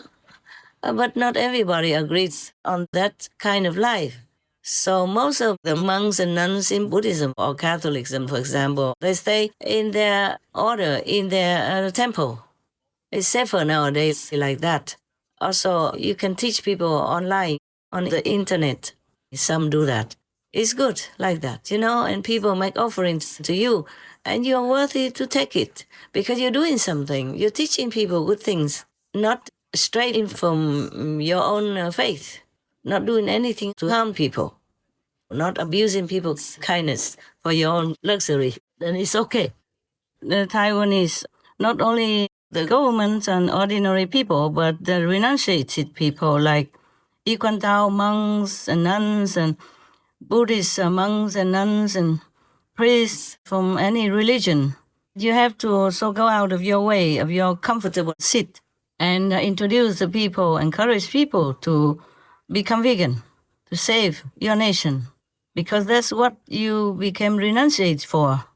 Don't just sit there in your comfort zone and eat people's donations and live in comfort and luxury even, and do nothing. You have only one life. This lifetime, this is the only chance now, the last chance that you can do something good and to practice the faith that you follow. Not just talking, not just reading the sutras, but go out, tell people to do it. You have a chance. You have temple, you have your monk's robe, which is a very good protection and a good advertisement for you. People mostly outside, they follow monks and nuns, you know, the ones with the robes and all that. They normally don't criticize or don't doubt you. Well, they do doubt me and suspect me because I don't wear the same. But monk's robe, priest robe, they are very excellent advertisements. People will respect you immediately and automatically. So you use that power to go out of your way, go out of your comfort zone, to talk to people, tell people, make a lecture, do anything. You have it all. You can do that. Just to save your country at least. Not to talk about saving the world through the compassionate way of life. Thank you. May Buddha bless you, my saints. May the Tao bless you. May God bless you. Amen. So all of you, citizens of the world, especially those who are in trouble and at war or at the threat of war by other countries, please rely on yourself. Be God citizen-like. Be good, be virtuous.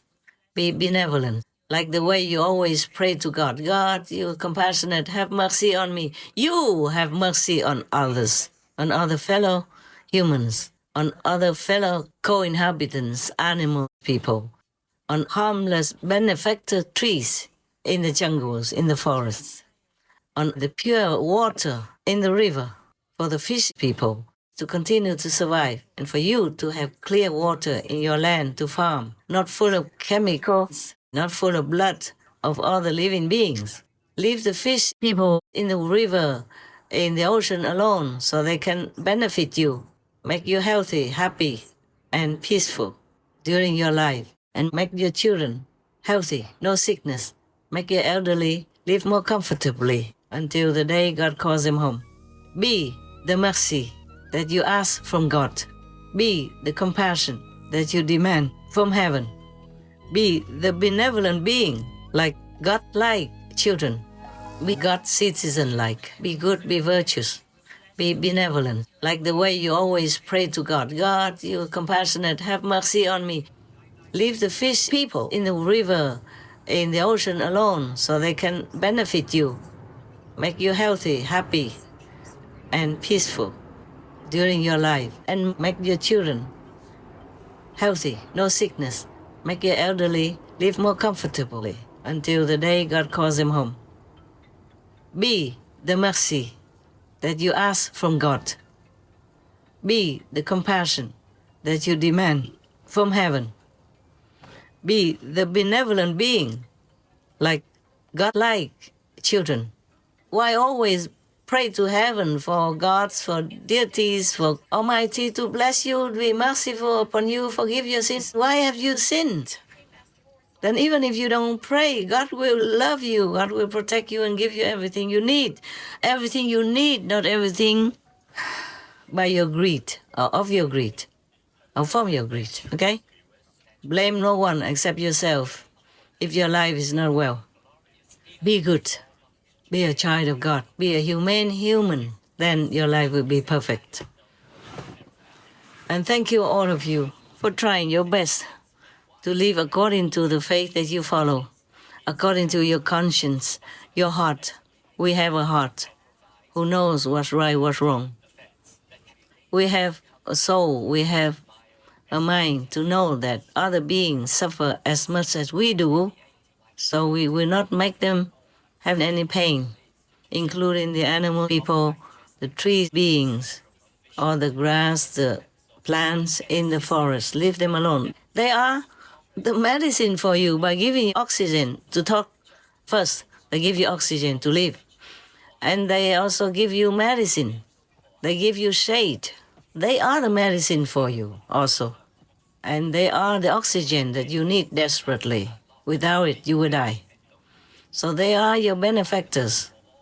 Fish people in the sea, in the river, they do their part to clean the rivers, to clean the ocean, to absorb the CO2, to breathe out oxygen for you, to dissolve all the methane as much as they can. If you leave them alive and plenty, without them we will have only methane and carbon dioxide and we die. No need to worry about the war from Russia or anything. Everybody would die if we don't have the ocean healthy, intact.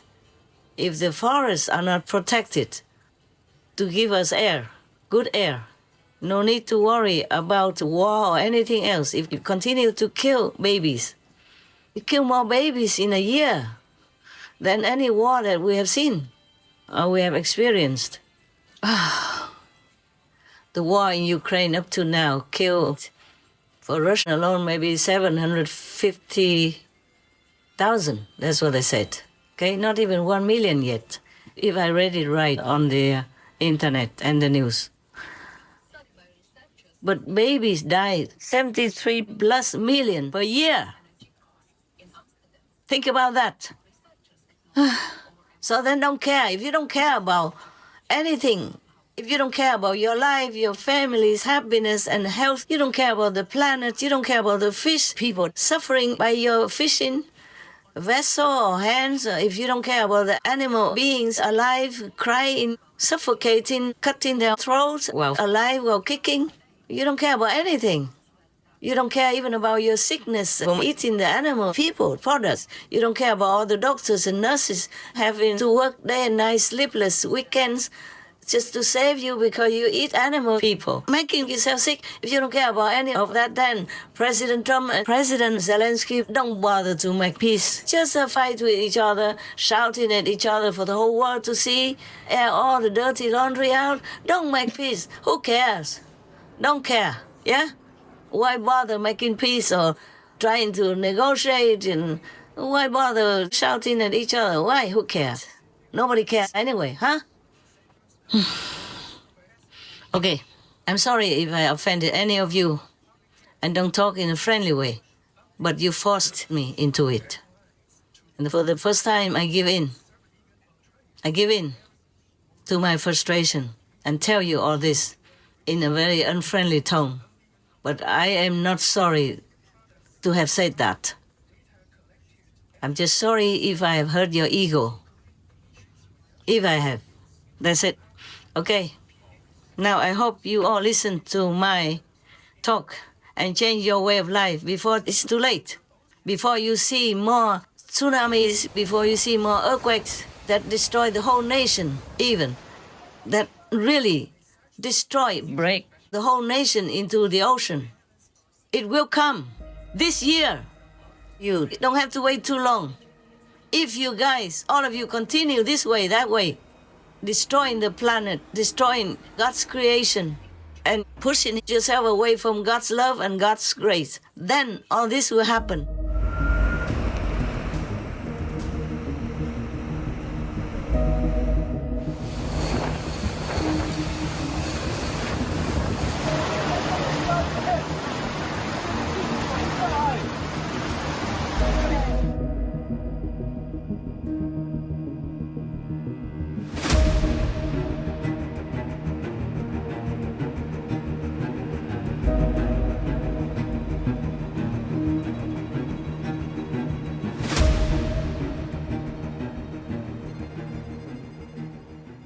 More pandemics, deadly pandemics. Not even by the virus, the man-made virus, to kill you, humans, on purpose.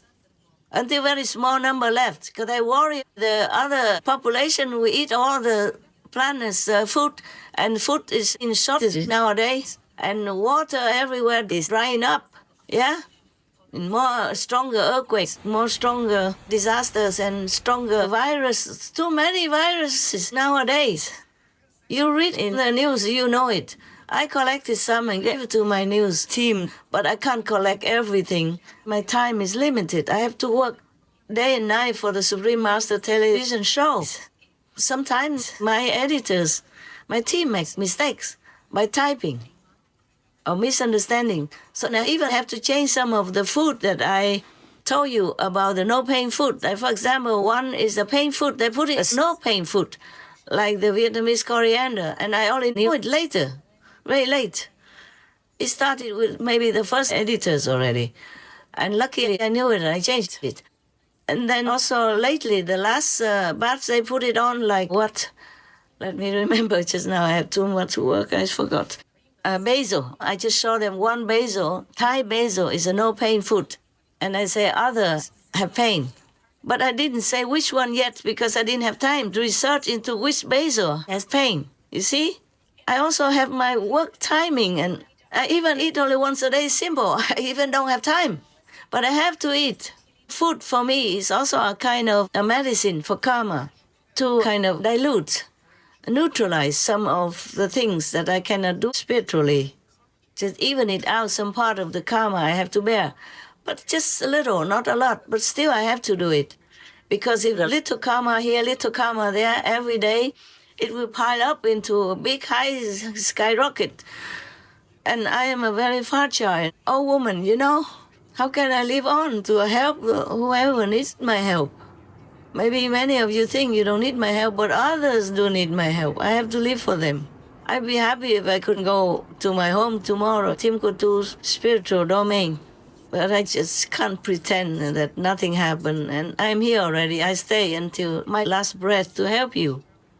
Whoever needs my help, whoever believes in me. If you don't, if you choose to turn away from me, turn away from God's love, then I can't do anything. Just too much pain in my heart thinking about that, thinking of the hell, terrible, horrible, unimaginable hell waiting for you. For eons, even not just a few years or 100 years or 1,000 years, you have to spend time in there. Not all of you are lucky to spend time in hell even just 100 years. And that will hurt me. Only if I go home to my Timbuktu land, then I will not feel pain anymore from your pain. Your pain, your karma will not be able to reach me then. So now I'm here, I do my best. At any risk, at any price, to do what I can, just because I love you. I love all beings, and it pains me to see any being suffer while I am still in this physical domain. So don't think I eat or I take care of myself, anything, or go away in the wilderness to protect my safety because I am afraid of death. No, there is no actual death. We just take our suit and wear another one. Astral suit, or the causal suit, or Brahmin suit. And higher up.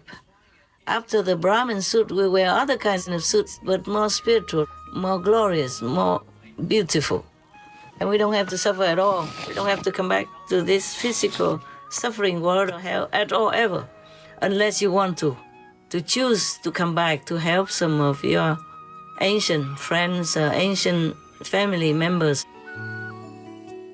By the way, also, if you kill an animal person, you never know if in lives apart before, that animal person was your parent, your father, your mother, your sister, your benevolent benefactor, anything. So if you kill them, the karma is big. I told you already. And even if your parents in the last life, did bad things, killing animal people to sell, to eat, to protect you as their child, then they still have to become that animal person again to be punished, to suffer. Not all animal people come from karma. Of course, not all animal people come from karma. Most animal people are from a different world coming to help us. That's why they are so good. Most animal people don't kill humans. They respect and leave the humans alone. You all know that. Because they are from other planets, there are other planes of spiritual existence. They volunteer to come down to help you. Even if they are from a higher world, a more blissful world than you, they came down to help you. Because you were their parents or friend or sister, brother in some former life. So if you kill a pig person to eat because you think it's just an animal person, you never know. He might be your father just now, from just the life before his life. There are many stories, true stories. Well, at least I read some in Vietnamese news that a father came back as this and that, and then begged their children to help him, pray for him, for example, like that. They come back as animals, and in a suffering situation. They come back to tell their children to help them. Many, and I know many myself personally, though I cannot prove it to you, because these things are in the invisible domain, not the physical one that we live in, that I can touch, that you can see. But I know that happened, okay? So if a father or a mother sacrifices to do bad business in order to feed their children, she still has to bear the consequence and the karma and be punished accordingly. But then because of you, the child, the children, that he has to do bad deeds. Sometimes maybe even go stealing things to bring bread home. So if you kill any person or any animal, people, they may have been your friends and relatives in the past life. The Buddha said that even. The Buddha said that. All beings are your parents or relatives formerly. So please, do not kill any more humans, animals, people, even trees also. Please do not kill anything. Even if you risk your life and your life will be killed for others, you will go to heaven. But if you kill their lives, you will go to hell.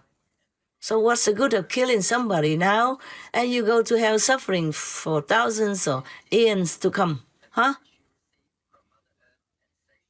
You cannot live forever and run away from those murdering karma. No matter if you're right or wrong, you still need to pay for it. So please stop it. Stop completely. No more. All the leaders in the world, you have to lead your citizens into this principle of as you sow, so shall you reap. And whatever you do, the consequence will come to you. Your leaders don't have to be monks and nuns to understand this.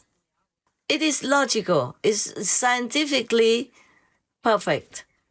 Einstein even told you that if you throw something in the air, any direction, if you stand long enough in that place, that thing will come back to you. The boomerang effect. Don't think I tell you all this because I want you to be my disciples. No, be God's disciple. I know not many can believe what I say or try to follow me. There is a big market, like a supermarket full of yogis, masters this and teachers that, and all kinds of saints, titles up for grabs in the world. So why would you even come to me, huh? And I even demand strict discipline, like the 5 precepts. You don't kill, you don't lie, you don't have illicit sex, and you don't take drugs or intoxicants. You don't lie, you don't gossip about others, for example, and you have to be strict vegan. No eggs, no milk, nothing, even in your cosmetics. No honey in it either. And not take things, the food that even have some animal person suspected to be in it. If you suspect something is not vegan, you don't take it. And you have to meditate 2.5 hours. 1/10 as tithing of your day dedicated to God. You have to meditate. So I know that not many can follow me, but I'm telling you the principle, the basic principle of life. If you want to live peacefully, healthily, and comfortably, I don't guarantee you richness if you follow me even, either. Yeah, just to have a comfortable life, healthy life until the day you go back to wherever your karma takes you. Be good, be virtuous, be vegan. That's it. Be vegans because the peaceful atmosphere energy that you emit from your beings will pacify the world. So no need for any hero to come out and save anybody in war or making a peace deal or anything. Just be vegan. If the world citizens become vegan, everything will be like Eden on earth. I promise you. I promise you with all my heart, all my honor, anything that I have, it will be like that. And everything will change completely to a different situation. There will be no more poison, no more pandemic, nothing that can harm you or hurt you. You will probably live long, long, long like old-time people, 800 years or more. But now, even if you have the best, the most powerful equipment in the world, you can't be sure that you will have no war. You cannot be sure that you will not have sickness. Even you have all the best medicine in the world. And even the pandemic injection has backfired on people, whoever took that medicine. Now, everybody admits it, confessed it already, and has to pay a lot back for deluding people, saying that the vaccine has no side effects and is safe. In fact, it's not. It invokes many other bad viruses and bacteria into your body and makes you have more sickness. Yeah, not to talk about the bad benefits from the injection.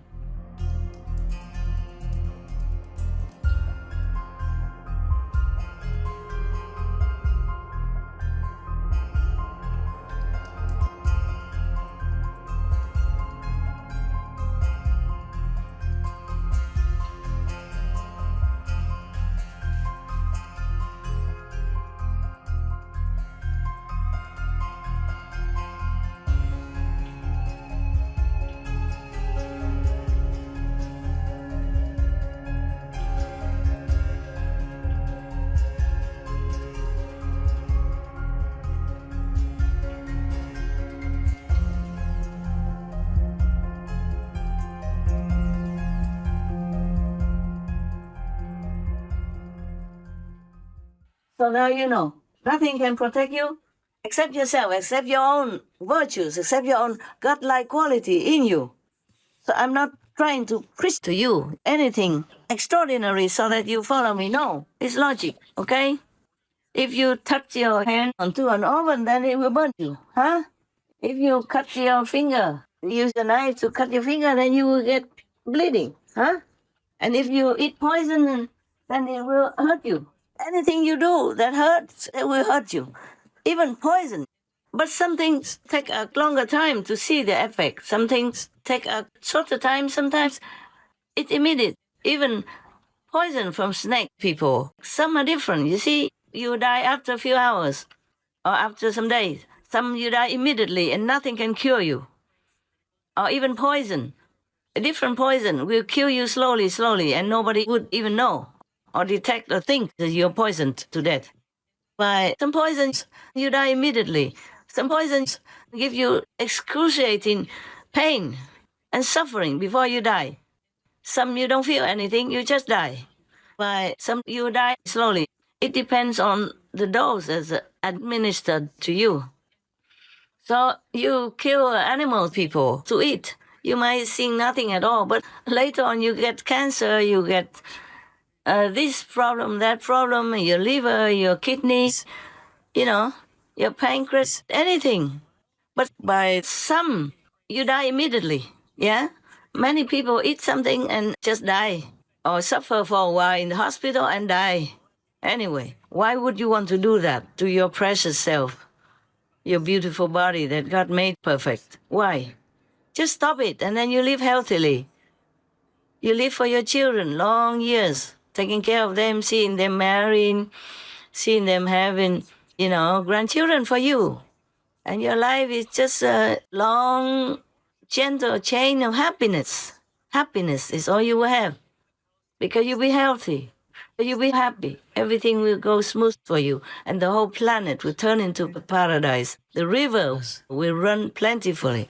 Pure again, water for you. You even can drink direct from it. Not worry about bacteria, chemicals, filthy things from the animal people. Yeah? Or humans. And all the oceans will be capable of taking in any bad air for you and giving out only good oxygen for you to breathe a healthy life. And all the forests, jungles will continue to do their beneficial, benevolent work, breathing out good air for you, protecting your life, protecting your children's lives. So why don't we do this positive contribution to the world, to ourselves instead, huh?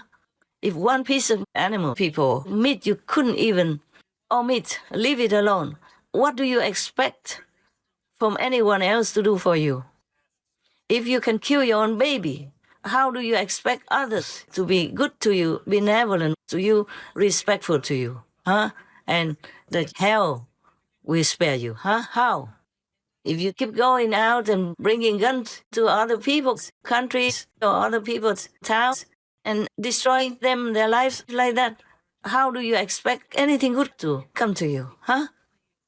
You don't see it right away, maybe because the poison is a different kind. It kills you slowly. The karma will come slowly. But it might come, in a way that you think is not related with war. So why don't we do this positive contribution to the world, to ourselves instead, huh? If one piece of animal people, meat you couldn't even omit, leave it alone, what do you expect from anyone else to do for you? If you can kill your own baby, how do you expect others to be good to you, benevolent to you, respectful to you, huh? And that hell will spare you, huh? How? And you keep going out and bringing guns to other people's countries or other people's towns and destroying them, their lives like that. How do you expect anything good to come to you, huh? You don't see it right away, maybe because the poison is a different kind. It kills you slowly. The karma will come slowly. But it might come, in a way that you think is not related with war. You may die with cancer or any other thing. or unrelated or an unthinkable disease or unknown disease or new pandemic, new virus, you wouldn't think it's you making war or killing people or killing animals, people. You wouldn't think like that, but it is like that. The karma comes out not the way you expect. Or it doesn't look like it's related. Sometimes it does so obviously, but not all the time. Also because you have some merit with you, and that store of merit will sometimes balance out the bad karma that you will have to experience or suffer. But you never know if you have enough merit to counter all that, or even to protect you from sickness, from pandemics, from accidents, or anything, or even ever protect you from hell at all. All right. I guess I talked enough. I do hope. Because my team has to work on it, and they normally already have their own regular job. Any show that you see on our Supreme Master television takes them at least 4 days to wrap it up, to be on air. And then it has to go through different departments for QC, quality checking and grammar checking, deleting or adding. And the last one will come to me, and it will be a little bit more deleting, correcting, or adding, or maybe totally no in some parts. You see? So we have to work a lot for any show that you see. And any show that you see, I have to select them first, read them first, knowing what is what first. And even then, there's still some creeping in mistakes. Like the basil that I have just said. Well, I just say one because sometimes I look on the internet or some report and I saw some food and I check immediately because I can't remember all the foods in one go. So whenever I see something, I remember, oh, this one is no pain food, or this one has pain. If I have it, the picture and all that, or the names, and I would tell the concerned department to add it onto the list of no pain or pain food. But I can't do that all the time because of my time limit. I cannot research all the names in the world about food. So whatever I know, I send it. And the last time I sent, it was the basil. The Thai basil is a no-pain food. And then other basil have pain. But I did not give any picture of the other basils. Whatever I find, I give it first. And whatever I find later, I will send it later on, for a new batch or something. But the editor of this concerned department, she wrote the words for me. She wrote all other basils are pain food. I did not say all other basils. I just said for her to know that only Thai basil is no pain right now, and others have pain. But I did not say which basil yet. I didn't have any name, any photograph for her yet. So I only saw it accidentally because I trusted that it would be the way I wrote, not the way that she added onto in her own writing, decided for me to write like that. I didn't tell her that. For example, you see what I'm saying? And I truly can't just keep checking all the time. But I have told them anything that's sent out to write or to make a show has to be resent to me so that I do the editing first. But this time she did not send it. She just wrote all the basils have pain. And she did not send it back to me to reconfirm. Because I knew last time, some other time, they made mistakes. Of course, humans make mistakes.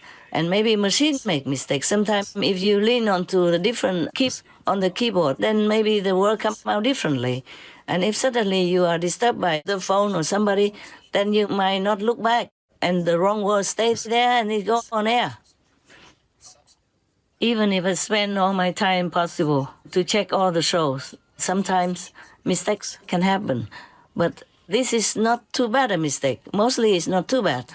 It can be deleted and rewritten again. But because he didn't send it back to me, so I didn't see that mistake until I accidentally saw it on the Supreme Master TV screen. And I said, oh my God, it's not like that, not all the basils. I don't even know all the names of all the basils yet.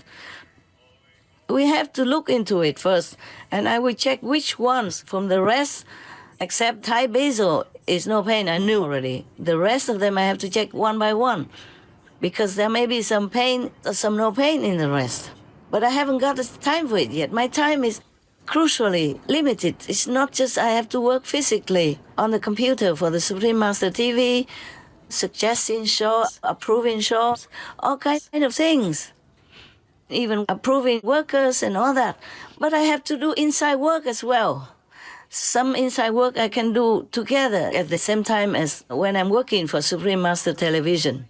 Double work, yeah. But some I cannot. Some I have to spend all my time, all my attention just to concentrate on that inside issue alone. Like for peace work, for example. I can't just sit there typing on my keyboard and eliminate the whole world of the fighting war, for example, like that. Or the disturbing peace world. Or even zealous goals. Some I can. It's like you can see some Kung Fu masters.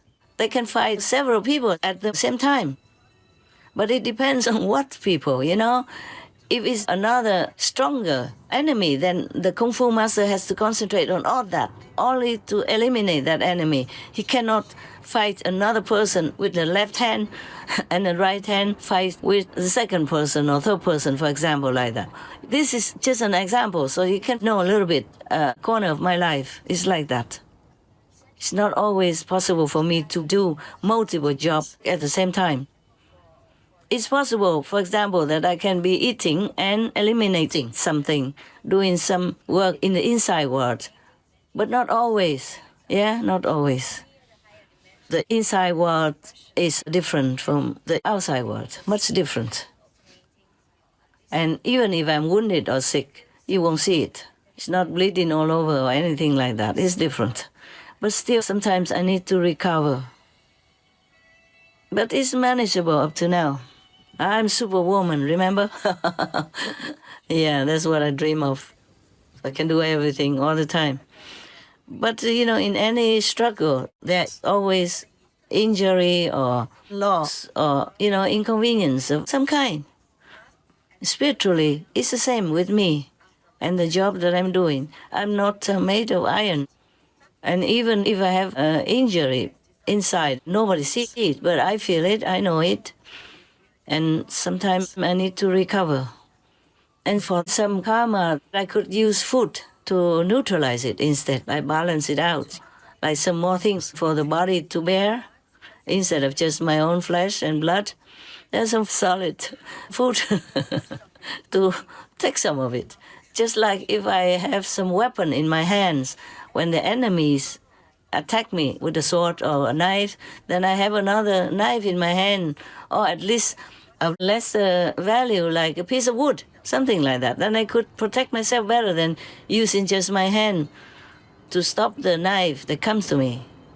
So food is also very necessary for me to deal with some situations. But it doesn't matter, I told you already, I'm not attached to any lifestyle as long as it's vegan, yeah, and good. And nowadays, just no pain food. I don't even use any cream, hand cream in the winter if it has any animal, people substance in it, like honey. If somebody bought it by mistake, I tell them and I just immediately throw it away. But still, food at the moment, up to now, is still a necessary weapon for me. So if I need more, I eat more. If I need less, I don't eat. I just go without food also. It's possible. And for you, yourself, you work in the world. You eat according to what your body dictates. If you feel like eat this, eat that, then do it. Just don't overdo it. 80% food is best for you. Normally. Vegan, yeah? And of course, if you think it's best for you to eat no-pain food, then you eat no-pain food. But the list I gave up to now is not complete, yeah? I don't have a lot of time to do everything in 24 hours. Supreme Master Television is the priority for me because I have many shows per day. Yesterday, for example, 16, and most of them are long and complicated. It's not like some are easy to take care of. So if I don't do enough concerning many things that you want or you pray for, please understand. You gotta help me.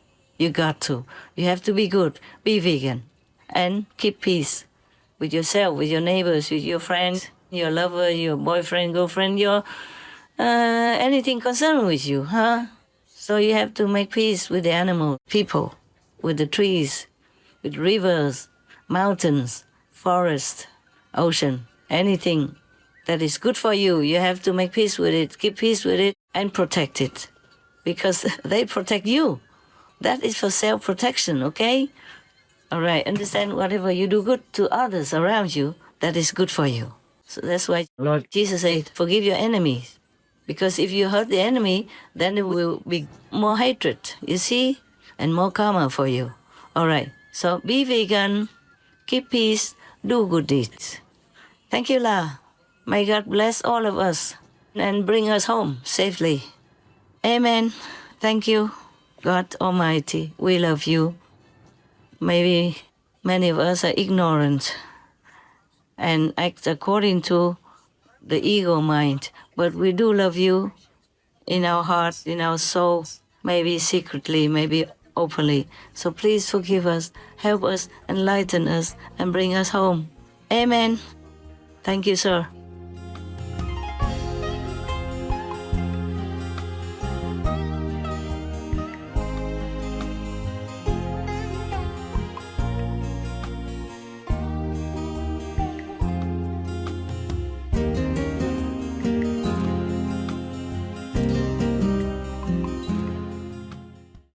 Supreme Master Ching Hai, vegan, is a world-renowned spiritual teacher, humanitarian, and artist. To learn more about her compassionate life and teachings, please visit suprememastertv.com/master.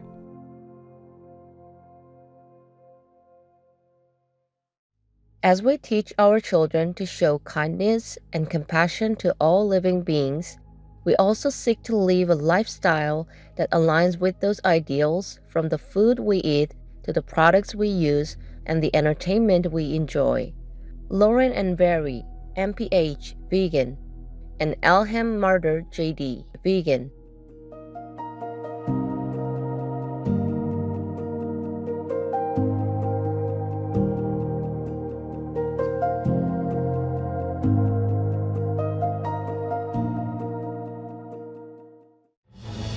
Peace is happening around our world. Peace News number 46 of many and counting. There are many countries promoting peace and fostering amity among peoples and governments.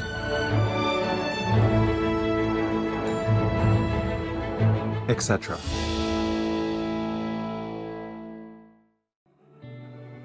January 2024. Israel says it will be withdrawing thousands of troops from Gaza, the first significant scaling back of its soldiers in the region since the war began in October 2023.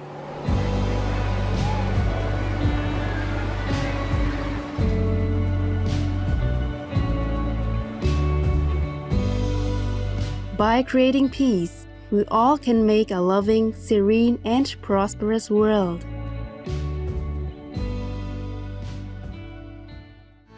Being vegan, having peace, heaven, Godspeed. Supreme Master TV Max. Maximize your blessings at home, work, and anywhere.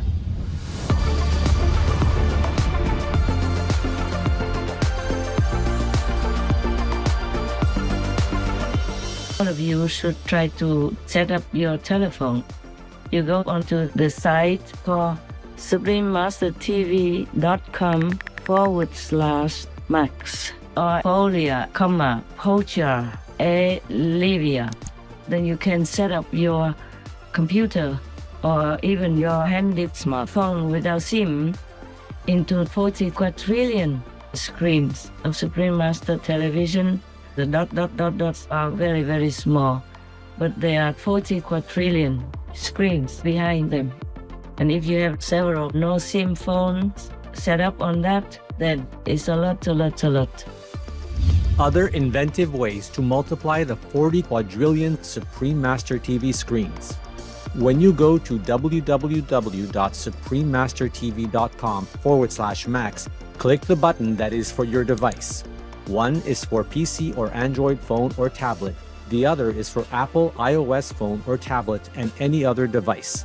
Under that, you can click on the 1 + 3 times max button to see one big screen of Supreme Master TV Live that you can watch and listen to as usual, together with 3 smaller screens of 40 quadrillion each. Enjoy our TV and the immense blessing at the same time. The offline button downloads the video to your device to keep the positive energy flowing without internet connection. The NX Max button shows many screens of 40 quadrillion for super multiplied blessings. Please tell all you know, all others, so this can help the whole world to be saved. Print out a Supreme Master TV Max card to distribute wherever you go, for example, if it is safe for you. That kind of concentrated, huge, incredible energy will bless your home, bless your environment, your village, your town, or your city. And if many people do that, will bless your country, bless the world. Then our world will have less disasters, less war, more happiness, more intelligence, and more abundant blessings in our life. Just try it and you'll see the miracles that will happen.